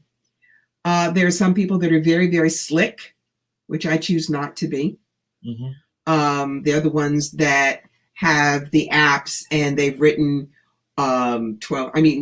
Let's take a look at Esther Hicks and Abraham. Written the same thing in 24 books, and she takes you on a cruise and she tells you the same things. They're slick. Yeah. The message may have been real in the beginning, but now is it really? So I'm at about, probably the top third, maybe. I make a living at it.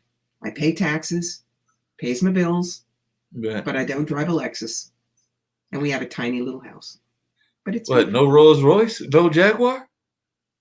Nah, Subaru. We live in snow country. You kidding?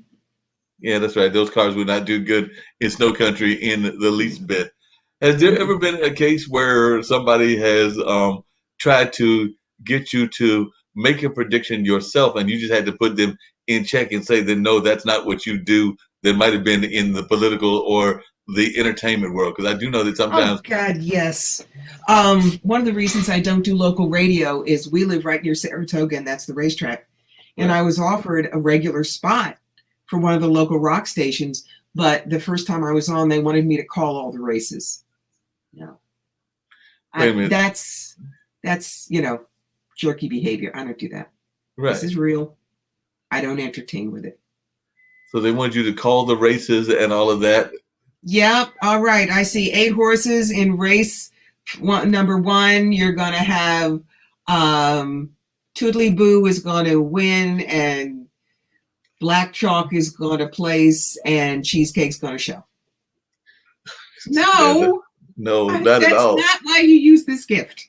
It's just No, not. not at all. But I'm also thinking, because I know I've watched enough bad TV, that there have probably been cases of both business rivals as well as political rivals that have tried to come to you and have you use the gift for those negative reasons as well within the campaign. So without naming the Turn them campaigns, down I'm sure that flat. you probably had folks that have approached you for Turn that them as down well. flat. Will not do it. Nope. So like if some, you're like, I'm not a political consultant, so and definitely Those are my not in the psych. boundaries. Yep. Those are my boundaries. Yeah, that makes a lot. That makes a lot of sense, and you got to have those boundaries. And I think that too often we don't even think about our general boundaries in life and everything. So if somebody came to you and they said, like, I don't know whether you and your I think the first or second husband had kids or not, but if one of your if you did and you came to you and they said, I wanted to be a psychic and I want to go into this field that you've made such a living at and everything, what would your advice be to them? Well, we can always use you. I would say look at your specialties, decide what you want to do, study it, keep notes. I mean, I'm teaching an absolutely fabulous 13-year-old now who's going to be a superb reader when she's older. She loves the cards. She loves the stories they tell. Practice. Keep your notebooks. Read for free for a while just to get practice. Remind people, I'm just a student. Go to psychic fairs, look around, ask questions, collect the information. Do it like you would, you want to be a dog groomer. You go see how people groom dogs. Yeah, I can see that. I can definitely see that with no doubt. What was I gonna say? Oh, you are also a three-time breast cancer survivor, and I've actually got friends that are survivors of that as well, including a very good friend. It's also a singer as well as some others as well. So for those women that are going through that, and I know that that is definitely something that is very much within the female gender and everything. Of course, us males have to deal with prostate cancer and everything. But what advice would you give to folks that are going through what you went through, and what are some of the coping techniques that you use in terms of dealing with it yourself as a three-time survivor? I'm not a survivor. I'll tell you why. I'm not a fighter because what you fight fights back. Didn't fight cancer. And survivors, you hear that word and you think they're hanging on by teeth and toenails, which I don't do. I'm a cancer dancer 3 times. I found out how graceful I could be under pressure. I avoided getting my toes stepped on, and I got off the dance floor in one piece. You walk through the cancer. It's not who you are. Don't spend the rest of your life telling people, yes, I had cancer, and. It's like I don't tell people that this and that happened to me when I was 29. It happened, learned from it, I went on. Right. When they told me, I used to have a Dolly Parton figure, and they told me, all right, 3 strikes, you're out. We're taking the rack. We're taking the ovaries, and you're going to be a fat fire plug with permanent side effects for the rest of your life in 3 weeks. Suck it up. Well, I went home and cried. But then I knew I had to find 3 reasons to be okay with it to start finding my balance again. So I said, okay, you don't have them. You can't get cancer there. The top half is not going to get slammed in the refrigerator door at the doctor's every year, and every woman listening knows what I'm talking about. Implants? Great. I'll be perky till I'm 93. With that kind of an attitude, walked out of Massachusetts General in 3 days, shopped for a bathing suit in 5. That was back in 2004, and I'm fine. Yeah. And got a very positive attitude about it, which is what a lot of folks that I've seen that have been the survivors have to have that attitude and all of that. Definitely. And I'm sure you have. One of the side effects is the hot flashes, which is what all of this is. I swear to God, I did not booze it up before I got here. But yeah, the side effects for me are permanent. I've lived with hot flashes every 20 minutes for 16 years now. Well, you do what you do. Yeah, that makes a lot of sense. One of our founders, like I said, I alluded to her earlier because unfortunately she also recently lost her husband and everything. But one of the founders is also a big supporter of women entrepreneurs, and you are definitely a woman entrepreneur as well. So what advice would you give to women entrepreneurs, whether they're in the field of psychics, whether they're in the field of the arts, whether they're in something like she was in, which is the field of engineering? But we do know that there's that big pay gap that exists between what women make and what men make, and definitely some other things that are going on in society that could be done a lot better. But I was just wondering your thoughts as to how you deal with it. And I'm imagining there's even a pay gap with the what man psychics are paid versus women psychics, but I could be wrong. We are actually often paid more because Okay. people expect women to be psychics. But no, all I'm going to tell women out there is remember, women in the 70s and 80s paved the way for us. We're paving the way for the next generation. It's not just what we want. It's what we hand back, like a relay race. Eye on the prize. Right. That makes a lot of sense. And definitely, I did not know that. So you're saying that most people, when they go to a psychic, they're thinking that it will be a woman psychic. So there are not as many man psychics in the field at all. No. I'd say there's about it's about 8-to-1, 9-to-1 women to men psychics at any fair, any expo I've done. Wow. And where are these expos held at? Are they the places that you would think of? Well, they haven't been held this, but I used to do expos in Massachusetts, New York, Pennsylvania, Ontario, California, Virginia, Maryland, just they're everywhere. They're absolutely everywhere. And if you put in spiritual expo, psychic expo, holistic expo, and your state in the Google bar, you'll find them. They'll start coming up.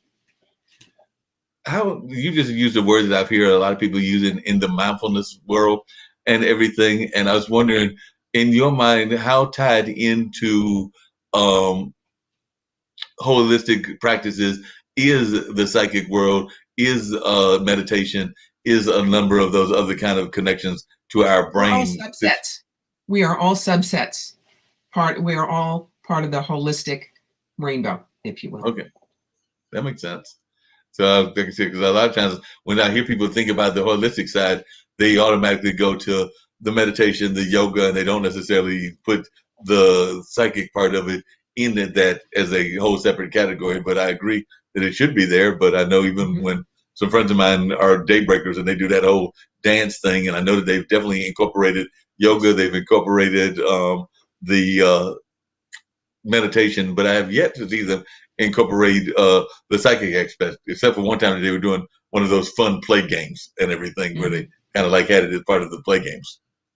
Well, it's like you go to the grocery store, you don't buy everything, but we're all in the grocery store. Same thing. Okay. Same thing. I'm good with analogy.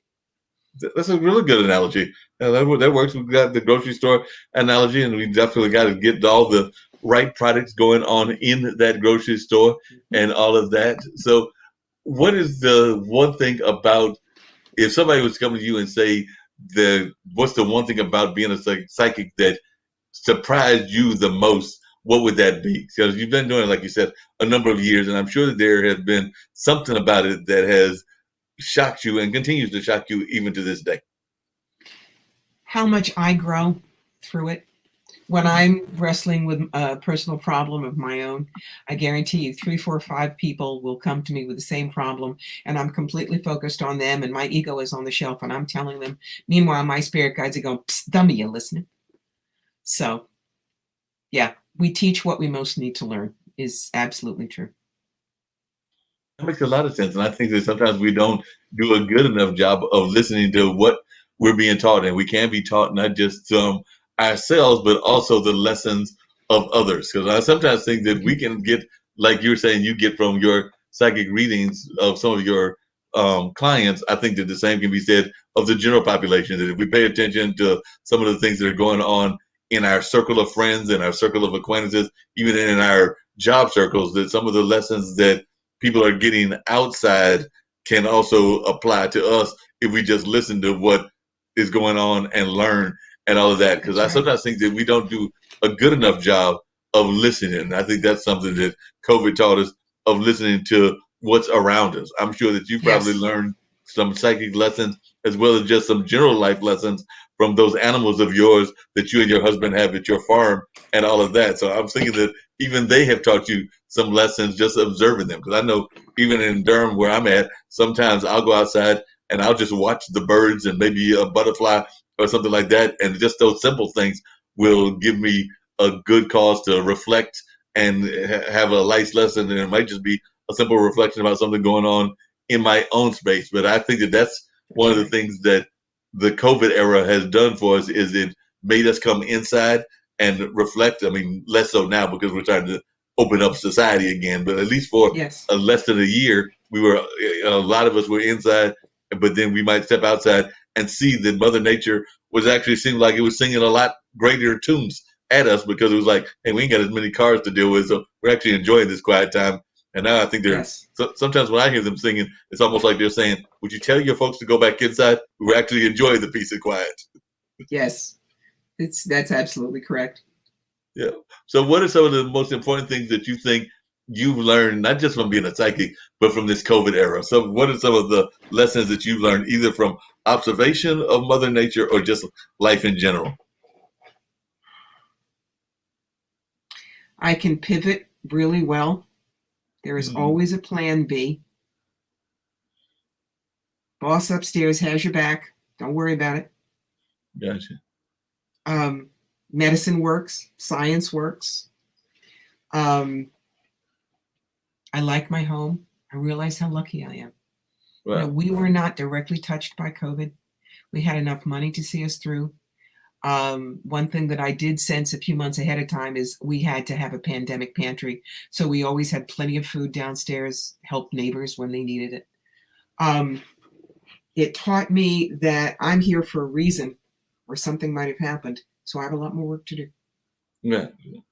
So it sounds like you still think that you have a lot more of a purpose to be here on this planet and that you haven't accomplished your goals and things along those lines. That is And correct. absolutely, I think that that is something that a lot of us have to come to tune with is understanding one, our purpose, but also understanding when we're not following that purpose. So what Mhm. advice would you give to folks when you are talking to them and you feel that they are not necessarily that they have the purpose and they may know what the purpose is, but they're not moving in that right direction. So I'm sure that in some of your psychic messages you've run across that, and I was just wondering how you handle that. If there are ways that you guide them, If you're not happy, go to plan B. Trust yourself. right? If this is what you want to do, you're not given a dream without the ability to make some part of it happen. Gotcha. Don't make excuses. Excuses do nothing. And I tend to be really blunt with people. Oh, yeah. Well, bluntness is a good thing, and sometimes you Mhm. got to be blunt and all of that. Yes, So, and I'm sure a lot of definitely do. times folks are trying to be overly thinking that you're going to work the magic for them. Because I do think that sometimes whether it's teachers, whether it's guides, and to me that's Hmm. what a psychic is a guide, Yes. or whether it's whatever. That sometimes we want them to do the work, not understanding that their job is to help you along the path, but not necessarily to walk the path for you. They don't have your shoes, so you've Yep. actually got to walk in your own shoes. That's exactly right. Once more, I am the toolbox. I'm not the repairman. That's you. That makes a lot of sense and everything. We're going to wrap everything up, and I do appreciate you. And one of the things that I always do on the show is I always give my guests an opportunity to tell folks how they can reach them and everything. And I've also got some spots that I'm going to be running, so you don't have to. Thank you. Thank I you. get ready to wrap up with you, but I'll stretch the show out for at least another 30 minutes and everything with some spots and all. But I think that you've given a lot of great insight, and I definitely appreciate that and all of that. But one of the things, like I said, that I'll do with all my guests is I try to give them to give how people can reach them if they're available to be reached, and Yep. also any words of advice. Because, like I said, it is a global audience that we have because we have people that are listening in South Africa, in Nigeria, in Malaysia, and a number of other parts Mhm. of the globe, as well as throughout the United States. So, as well as my friend Sasha in Canada. So, any words of advice that you would, or encouragement or positivity that you would like to share as well that you haven't already shared? Okay, first, where to find me? You can't avoid me. You go to my website, CorbyMitleid.com. You go to my Facebook page, Fire Through Spirit. Twitter and Instagram and Pinterest. It's all Corby Mitleid. I have a YouTube channel, Corby Mitleid, with meditations and ways to read tarot and just things that I think about that I tell people. The most important thing that I would tell people is there's nothing wrong with you and nothing ever was. You're doing the best you can based on your belief system of what will take care of you. No more excuses. No more, is it okay with somebody else if I feel good? Yes, it's okay. You first, my darlings, because if you don't take care of you, who will? Right. So you first.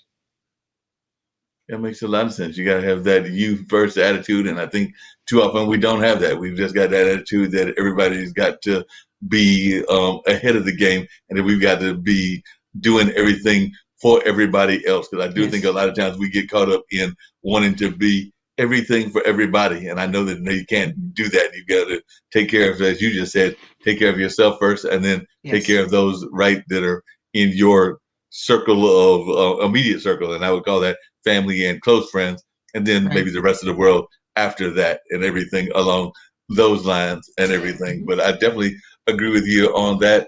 Do you think, and I alluded to it at the beginning of the conversation, and like I said, I am going to wrap it up so that you can get on out of here, but do you think that there are any lessons that we can learn from psychic abilities that can help us on the grander issues of the world? Because I know just here on the network lately, we've been talking about everything from gun control to prison reform to a number of other things, including Black Lives Matter, that are going on in the world. So from your perspective, is there anything that we can learn from the work that you do about some of these global issues?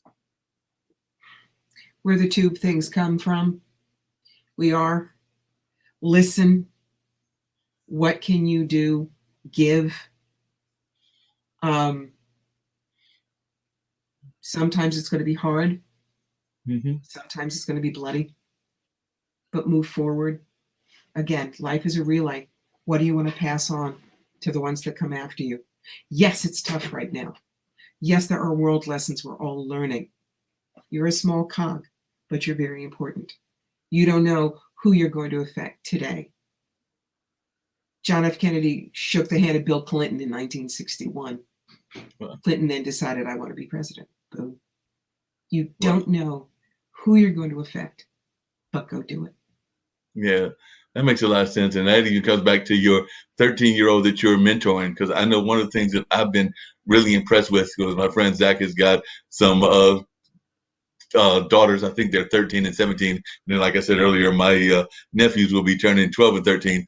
But this is the next generation, as well as those that I guess would be considered the millennials. In my mind, they're doing a lot of really positive work, maybe more than any generation that I've seen in my lifetime, in terms of like actually being in tune and being very open to things. I think that they're the most open generation that I've seen in terms of like being open to the possibility of what psychics offer to the world.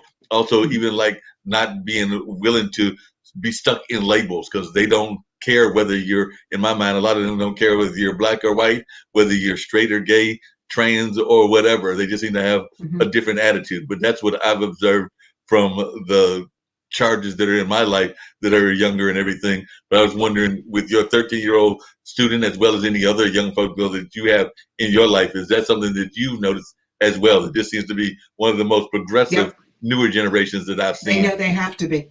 They know they have to be they need to save the world, and they're ready to go.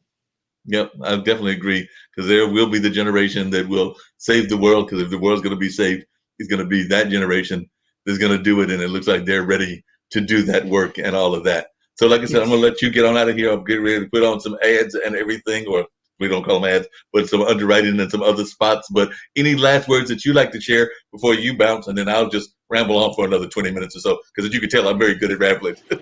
I can. No, I loved being here. You had some really, really good questions.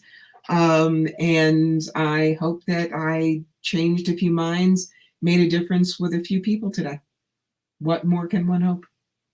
Definitely, you did that. You definitely, I'm sure, changed the minds of a lot of people, even about their perceptions of what a psychic is and how a psychic should be and all of that. So I definitely think that you did that with no doubt in my mind. So I will also hopefully will get you to come back, because whenever I have good guests, I like them to come back when they're available. I Sure. know that you're oftentimes busy, but I will be reaching out to you, and hopefully you'll be having another opportunity to come back and share some more insight. But I do appreciate you being on and sharing a lot about your life and your thoughts about a lot of different things. So I do appreciate you, Corby, and look forward to seeing you back here in the very near future. Thanks so much, Mark. Take care and be safe. All right, thank you. So, like I said, we're going to let Kobe get on out of here. I'm going to put on some of those spots that I had mentioned and then get ready to get out of here myself in a matter of a minute or so. But we do have some other great shows that exist here on this network as well. So, I'm going to put on some of the spots about those, including the one that my friend Wynn does, which is all about coping with cerebral palsy and living through that and all of that. So, going to see if we can't find that particular spot that she did about that great show that she does, as well as some of the other shows that exist here on the network as well. So definitely looking forward to having that going on and seeing if we can get that happening in the very near future. Of course, as anything, you got to find the right spot. But there we go. There's the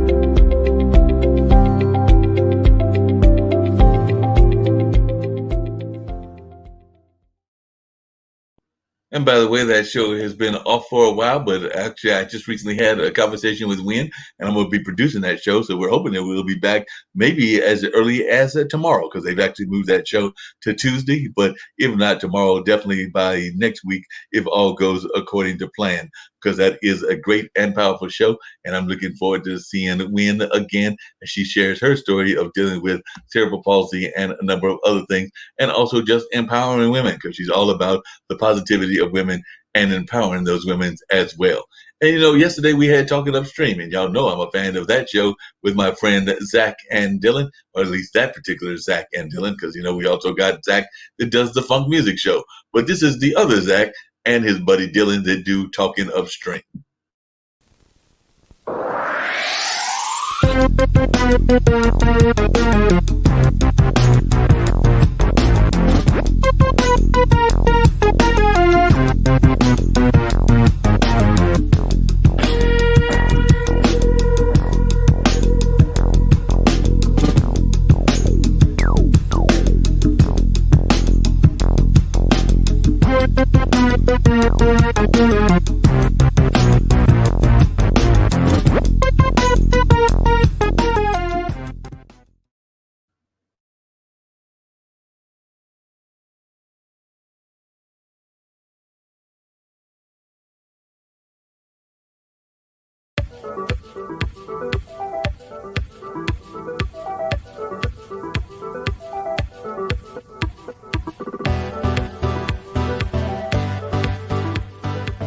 My name's Brandon.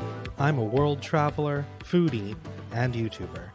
Together, you and I will find the best travel hacks, tips, and best places to explore. Join me as we find new adventures together, live only on IBM.TV.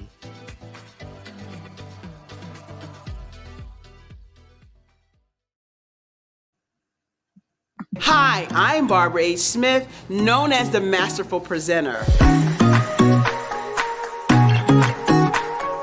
If you could figure out a universal language, personality code that connects with potential client, how powerful would that be?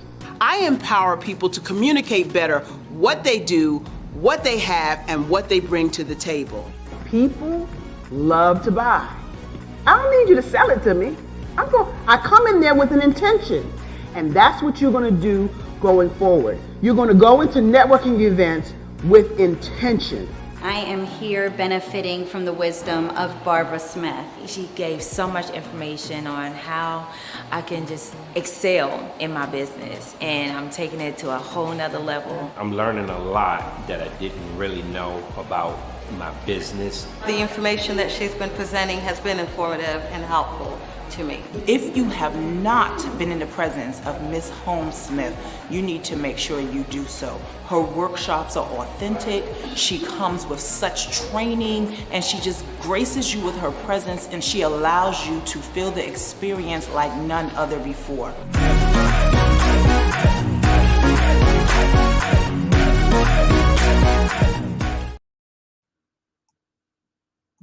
See, being in business, regardless if you're a non-business or any type of business, is about connecting. It's about hearing new information that can drive you forth. It's more about coming together with people with like minds in order to make your business grow. You don't wake up wanting to be mediocre and just do just enough.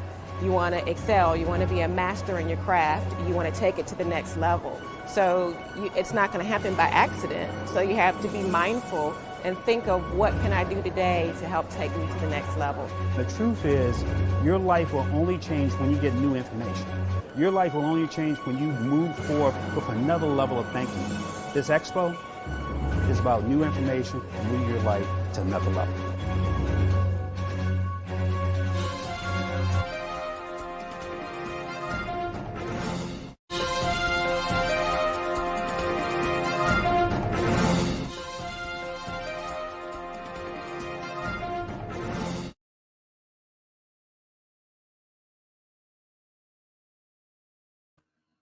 By the way, you can catch Barbara Smith on Tuesdays on the Facebook, as well as some other outlets as well. And that's actually one of the shows that I'm helping produce and everything. So definitely looking forward to doing some production work as well. That's one of the things that I've been learning through this streaming process and all of that. So there are a few shows during the week that I deal with, not just here on International Broadcast Media, but also on other outlets as well. So Barbara Smith is something that I've been doing on Tuesdays.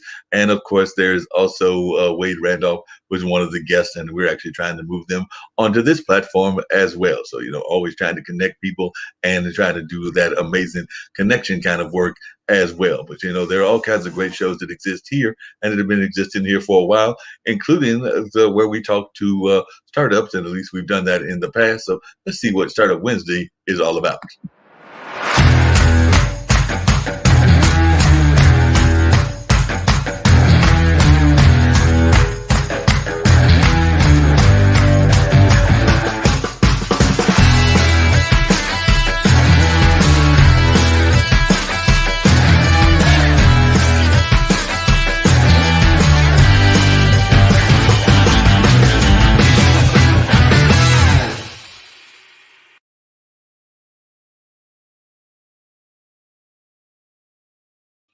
And like I said, my friend Sasha has got some great shows as well. So we're going to check out both Chess Stars and Sasha Investing.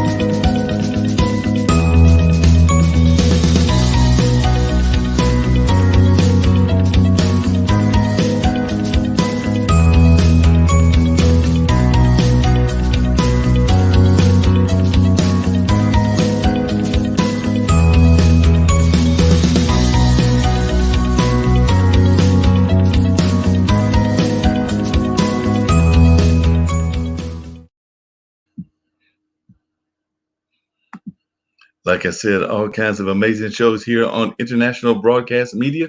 And of course, later on, we'll be doing the show Straight Talk with Dean and Mark. So, like I said, that'll be going on from 7 until 9 o'clock. And we'll see what we've got in the way of guests for that as well. So, definitely looking forward to some great conversations going on in that regard and everything in that regard. So, it'll be interesting to see what happens in that.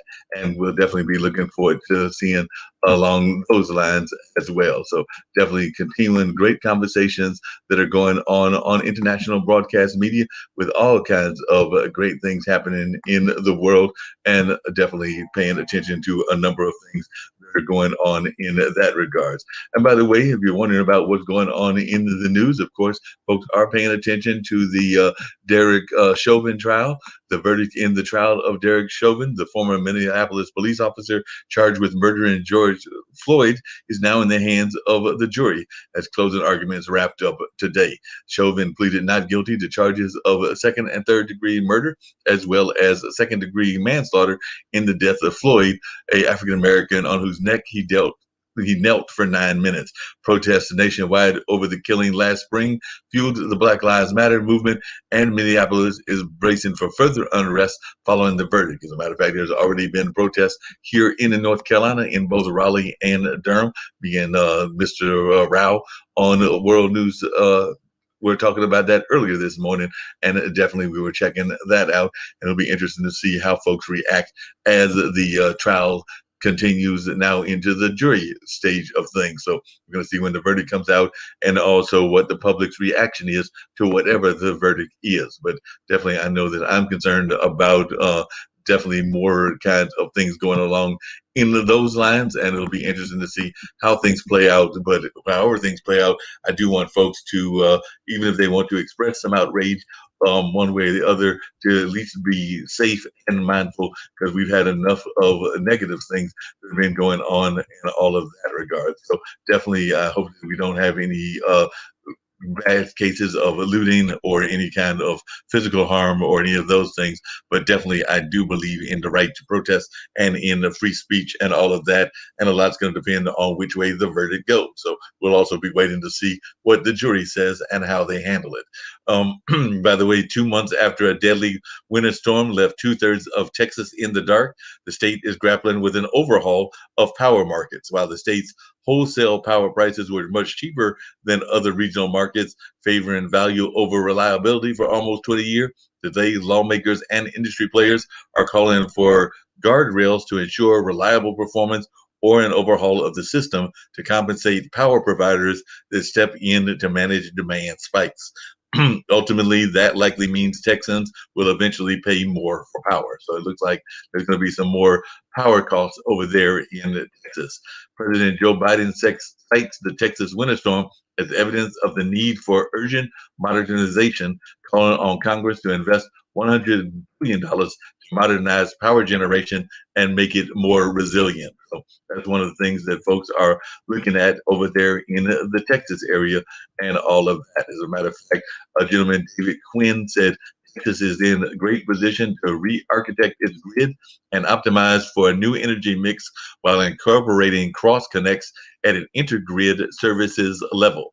The storm proved that no human can ever plan for the worst of Mother Nature, and yes, people suffered. The storm then also proved that ERCOT effectively managed the existing infrastructure and did recover fairly quickly, unlike Puerto Rico, who is still not fully functional after years.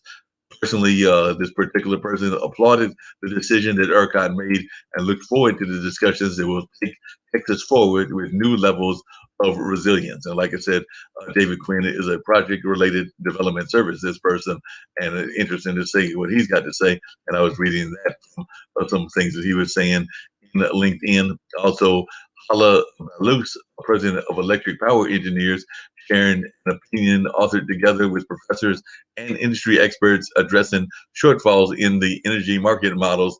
These shortfalls will only become more pronounced over time as our once over-designed grid is driven more and more towards running on very skinny reliability margins. So looks like a lot of folks are looking to add this whole thing, and it'll be interesting to see how it plays out on not just the Texas side of the world, but also in the general way that we handle power in the nation. And I'm sure it will impact how we do things worldwide as well. And by the way, it looks like Patagonia has cut its ties with its tech brothers. So the tech brother outfit will soon be no more after Patagonia said it was not making custom corporate fleece vests popular with those working in tech and finance any longer. So it looks like Patagonia said it was foregoing the custom vest out of environmental concerns and for the short lifespan of corporate branding clothing in someone's wardrobe. So the sleeveless garment's popularity in Silicon Valley and Wall Street exploded over the last decade as business suits were replaced in part by smart athleisure in the office. So definitely it looks like folks might be going out into their own and all of that. So we'll see when that plays out in the sense of that corporate maneuver and all of that. So, definitely folks are paying attention to that. And by the way, I don't know about the rest of y'all, but this work from home can be causing some health issues. And one of them is pensioners. So it says that with workers stuck at home for more than a year, doctors are seeing a rise in at-home injuries related to renovation projects, imperfect work setups, and exercise, according to the Wall Street Journal. A November study in injury etymology found that 26% of respondents reported a household injury between March and June of last year, with falls making up 32% of the injuries. Ergonomic injuries like strains and sprains were also common, with makeshift workstations causing bad posture and poor positioning of keyboards, monitors, and mouses. As a matter of fact, as I'm sitting here looking at my workspace, I'm probably not doing the best in that regards as well. As a matter of fact, it looks like Anna Prudence, who is one of the associate editors at LinkedIn News, was asking that exact question, asking, what does your home workspace look like? With more than a year of remote work, doctors are seeing a rise in these kinds of injuries, and she was observing that as well. So definitely that's one of the impacts of working from home, is that we're exactly not working in the best kind of environments, and probably getting all kinds of other things that are going on as well that are problematic with this type of work. But I don't think that we're going to be getting out of this anytime in the near future or anything along those lines, because we do know that there's going to be some time in the while that we'll be dealing at least with the hybrid ability and all of that. And even though some offices are calling for folks to come back to their regular office situations. As a matter of fact, I'm reading an article right here by Appalachian Regional Healthcare Systems, and they were actually giving some folks some advice on setting up a home office for optimal performance and decrease skeletal strain. So the COVID-19 pandemic has disrupted almost every aspect of our lives since early 2020, and work life is a significant part of that. Many who had previously commuted to an office location every day found themselves suddenly working from home in various conditions. Also, although sitting on the comfy couch in your pajamas might sound like a more comfortable way to work, you are at risk for skeletal strain or pain from awkward sitting postures. Here are some tips for setting up a home office and preventing pains and injuries. There are three main elements of office and workplace ergonomics.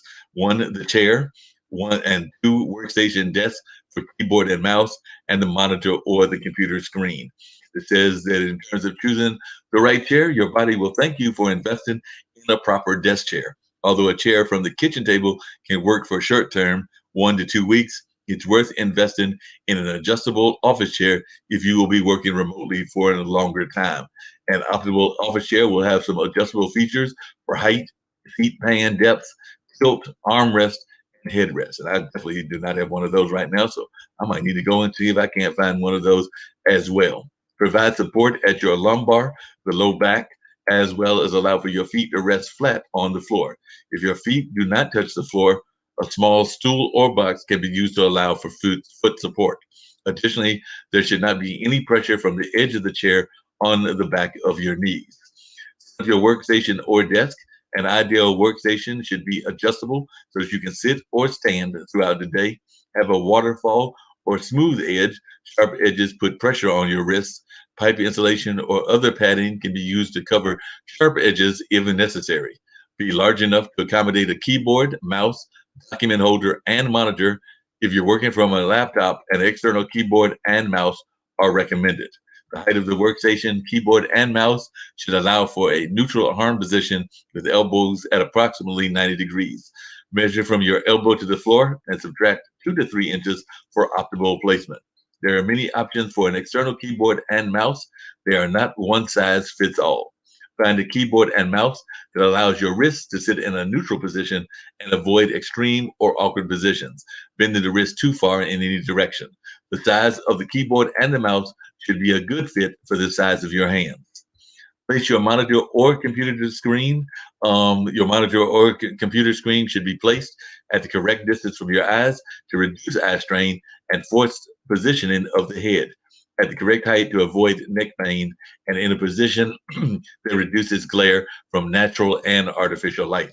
A monitor should be about arm's length or 20 to 36 inches away from your body, depending on font size, number of screens, and your eyesight. If you find yourself constantly leaning forward to see the monitor, it is too far away, or you need to make the font size on the monitor larger. The height of the monitor should allow for a neutral head position to reduce strain on your neck. You don't need a fancy solution. A stack of paper, books, or a small box is an easy way to adjust the monitor if it is too low. Reducing glare can reduce eye strain or engaging in awkward postures to see the monitor more clearly. Monitors should be placed perpendicular to windows if possible, and indirect lighting is recommended to help reduce glare. If overhead light is the cause of the glare on the monitor, consider using a task light as needed. To give your eyes a break, every 20 minutes, take 20 seconds to look at an object at least 20 feet away.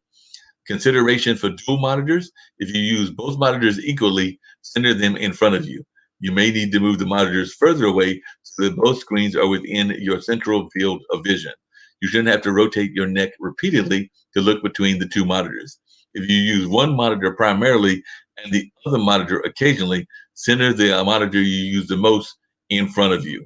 So they were definitely saying that that's just some of the advice that they were given, and I can definitely agree with just about all of that advice, thinking that that is some solid advice that was given from the Appalachian Regional Healthcare System. So definitely some great advice that they were sharing with folks in that regard. So I don't know about y'all, but I've got another show that I've got to do at 7 o'clock, and I have not eaten today. So we might be having an abbreviated version of Mullings Music and Memories, but I do want y'all to learn about Mind Closet, another show that I am a big fan of as well, that my good friend Brother Mike does. So let's check out about Mind Closet.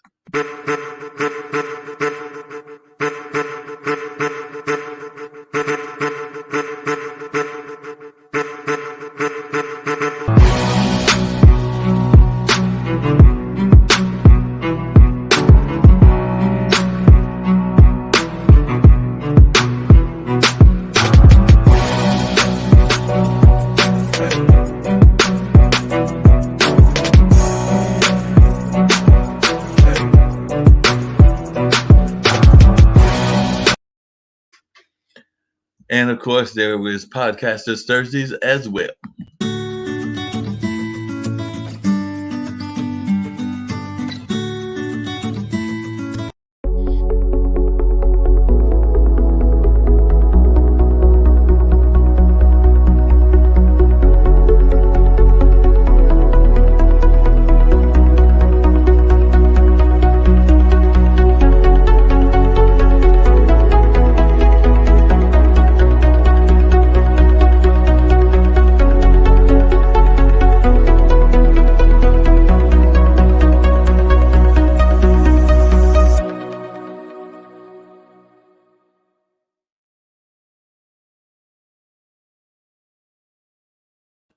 Well, that's a show that we never fully got off the air, but I'm hoping that we do get that on the air in the near future. Need to see what Julian's up to and how the plans are coming for getting that on the air and everything. But as I was saying, Podcasters Thursdays was the one I was actually looking for.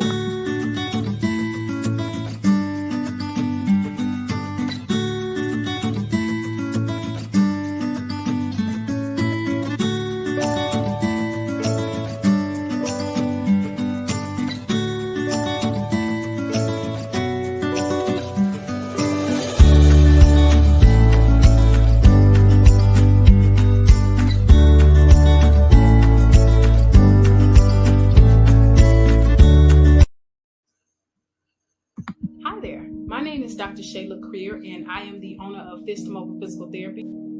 Fully rehabilitate at home with Fist. PT's Total Knee Knockout Program. Bring the clinic right into your home as Dr. Creer takes you through 12 effective physical therapy sessions that completely rehabilitate the knee safely, efficiently, and effectively. The program is structured with custom exercises to target the muscles necessary to promote healing and get you moving. Get the entire program for one low price. And anyway, as a result of the accident, I had to have 3 surgeries and 15 months of physical therapy 3 days a week in order to be able to walk again, to sit up by myself, and to be able to breathe again on my own. As you can imagine, it was not easy, but due to God first and foremost, and my wonderful healthcare team, I persevered and I pushed through. And I am not proud to say that it's been 13 years now, and I have no pain whatsoever. And I thank God that I'm able to share and pass that blessing on to you. So as you go through this rehab protocol, just know that it may not be easy, it may not be fun, but it will definitely be worth it. And I'm with you every step of the way. And I want you to know that if I can do it, you can do it. So let's go ahead and get started with this.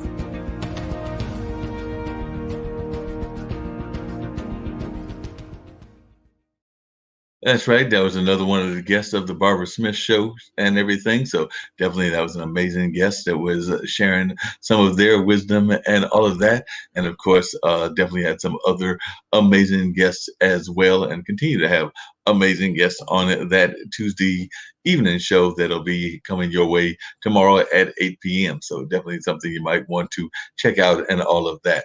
By the way, Los Angeles could be the next city to experiment with a universal basic income for some of its low-income residents.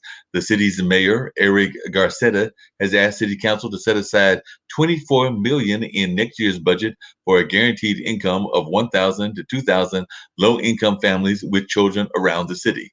With the move, LA would join the likes of Compton, Stockton, and San Francisco, among others, in testing a basic income, a policy proposal that has gained momentum over the last decade. So looks like that's one of the things that is going on and all of that.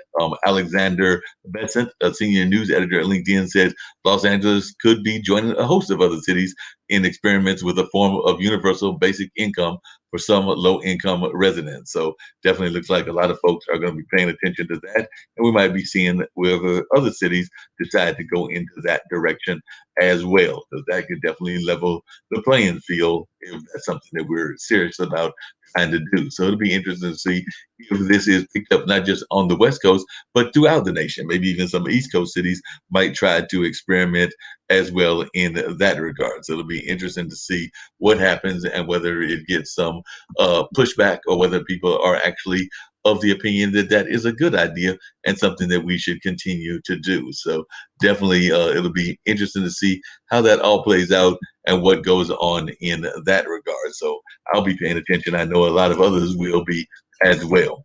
And by the way, if those that are interested in Tahoe, Tahoe has gone from small town to Zoom town, and all are not happy with the development. Sierra Sotheby's, purveyor of real estate throughout the region, says its monthly sales hit 127.6 million in November of 2020, compared to about 38 million in November of 2019, with the bulk of the buyers coming from Los Angeles and the Bay Area. Outside Magazine further notes that 30% of new home buyers are from tech companies, with the top 3 employers being Google, Apple, and Facebook. Locals rue the great COVID migration, which is fueling cultural and economic tensions between the haves and the have-nots. Turkey saw a 1,052% increase in San Francisco transplants between August 2019 and August 2020. So definitely looks like some folks are definitely moving in that general direction. And of course, with any move, not everybody is happy with the move. So it'll be interesting to see how that plays out in the news as well. So definitely we're seeing a lot of different interesting news items, including one about what's going on with the vaccine. So the U.S. has met the COVID-19 vaccination deadline it's set for April 19th, with all adults in every state, Washington, D.C., and Puerto Rico now eligible for a vaccine. President Biden set the target 2 weeks ago, also setting a goal of administering 200 million doses by his 100th day in office, which the nation is on pace to meet, according to the New York Times. By Sunday, half of all American adults had received at least one shot, said the Centers for Disease Control and Prevention, while 84.3 million people are now fully vaccinated. United Airlines is adding some new European destinations reopening to Americans, including a direct flight to Athens, to its summer schedule. On the heels of Pfizer's CEO announcement that most likely they will require a third shot within 12 months, the Biden administration is preparing for the potential need for vaccine booster shots. The White House also announced it is putting roughly $2 billion toward enhancing the ability to track coronavirus variants. A panel has delayed its vote on how to respond to reports of blood clots in people who received Johnson & Johnson's single-shot COVID-19 vaccine. The coronavirus pandemic has now claimed more than 3 million lives worldwide, according to Johns Hopkins University data. So definitely a lot of folks are moving in that right direction of getting the vaccine and all of that. So that is some good news on that front. And right now I'm going to put on one or two of our spots again, and then I'll hit the end broadcast, and that will wrap up our slightly abbreviated version of Mullings Music and Memories. But I definitely want to thank folks for joining me. I thought Corby was a fantastic guest and shared a lot about the world of psychics and all of that. But right now, let's check out what Med Fridays is all about.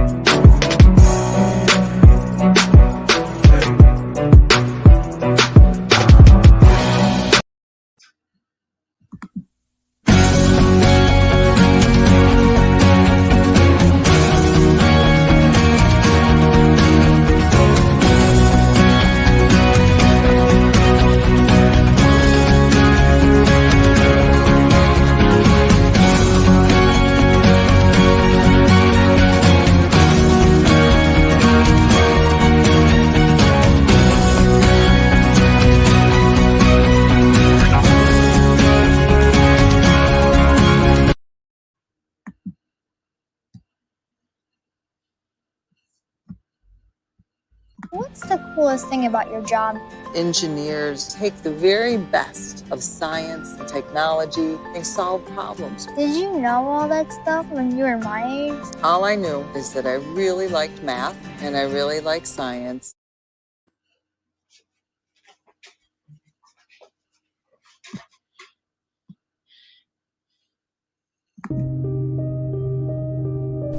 The Black Business Expo is changing my life.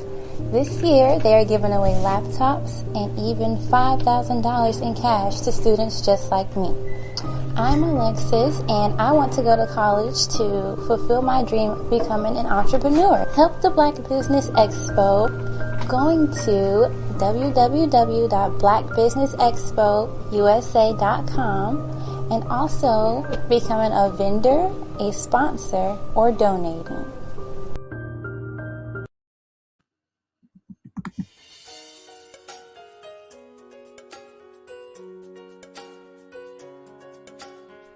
Hello, my name is Natural Breeden, and I'm introducing a new author and her publication. Dr. Veronica Hardy is an inspirational speaker, author, and educator. Through her writing and public speaking, she uses the power of story to reveal and confront challenges experienced by the readers and listeners. And this is showcased through her book, A Letter to My Sisters, Reflecting on God's Promises.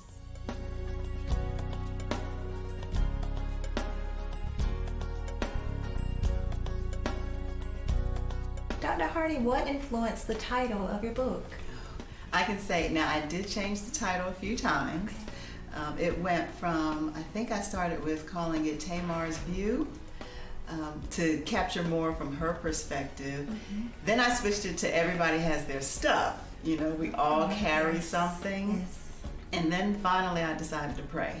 You know, God, what do you really want people to receive or know from this book? Mm-hmm. And so that's when A Letter to My Sisters, Reflecting on God's Promises, really came to me, because I felt it was really fitting that I was writing something for other women to read from my heart to theirs. Oh, thank you.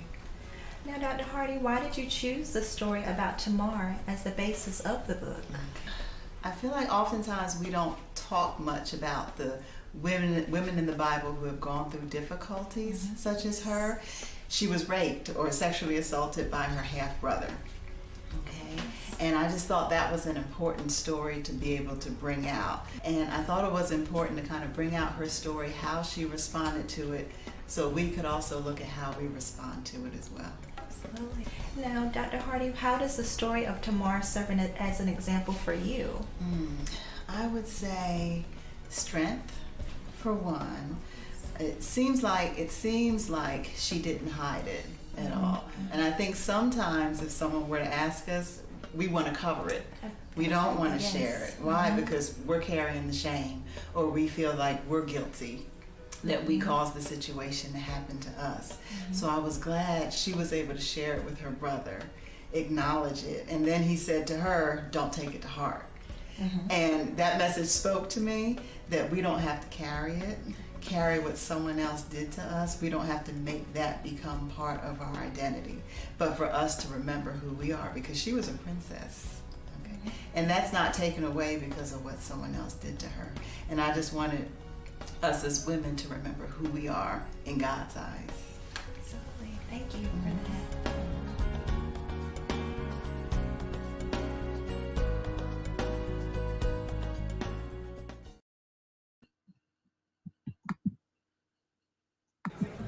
Put the keys down, Kevin. But I'm gonna drive home. There are several warning signs present that you shouldn't be driving. I guess I have really been looking for love in this dating app. Yep, I'm definitely gonna call a ride home. What's the coolest thing about your job? Engineers take the very best of science and technology and solve problems. Did you know all that stuff when you were my age? All I knew is that I really liked math and I really liked science. When I was your age, I was just like you, fascinated by stars. But now I get to search for life in the universe. Does anyone want to be a scientist now? I do. Awesome. We need more girls in STEM.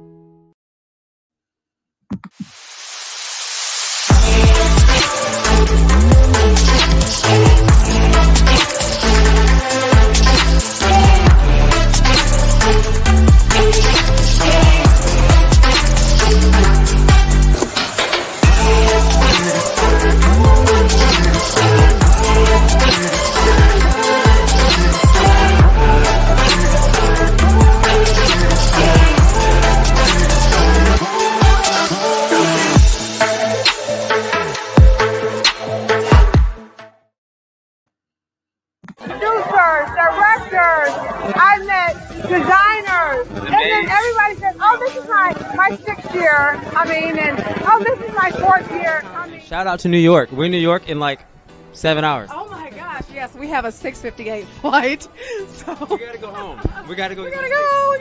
Let me tell you something. Every single person that's come through the store has spoke so highly of you, and what a great event this is. Yes. I'm representing DJ Darryl, who is a platinum producer. He did the hit track for Tupac Shakur, Keep Your Head Up, Snoop Dogg, Keisha Cole.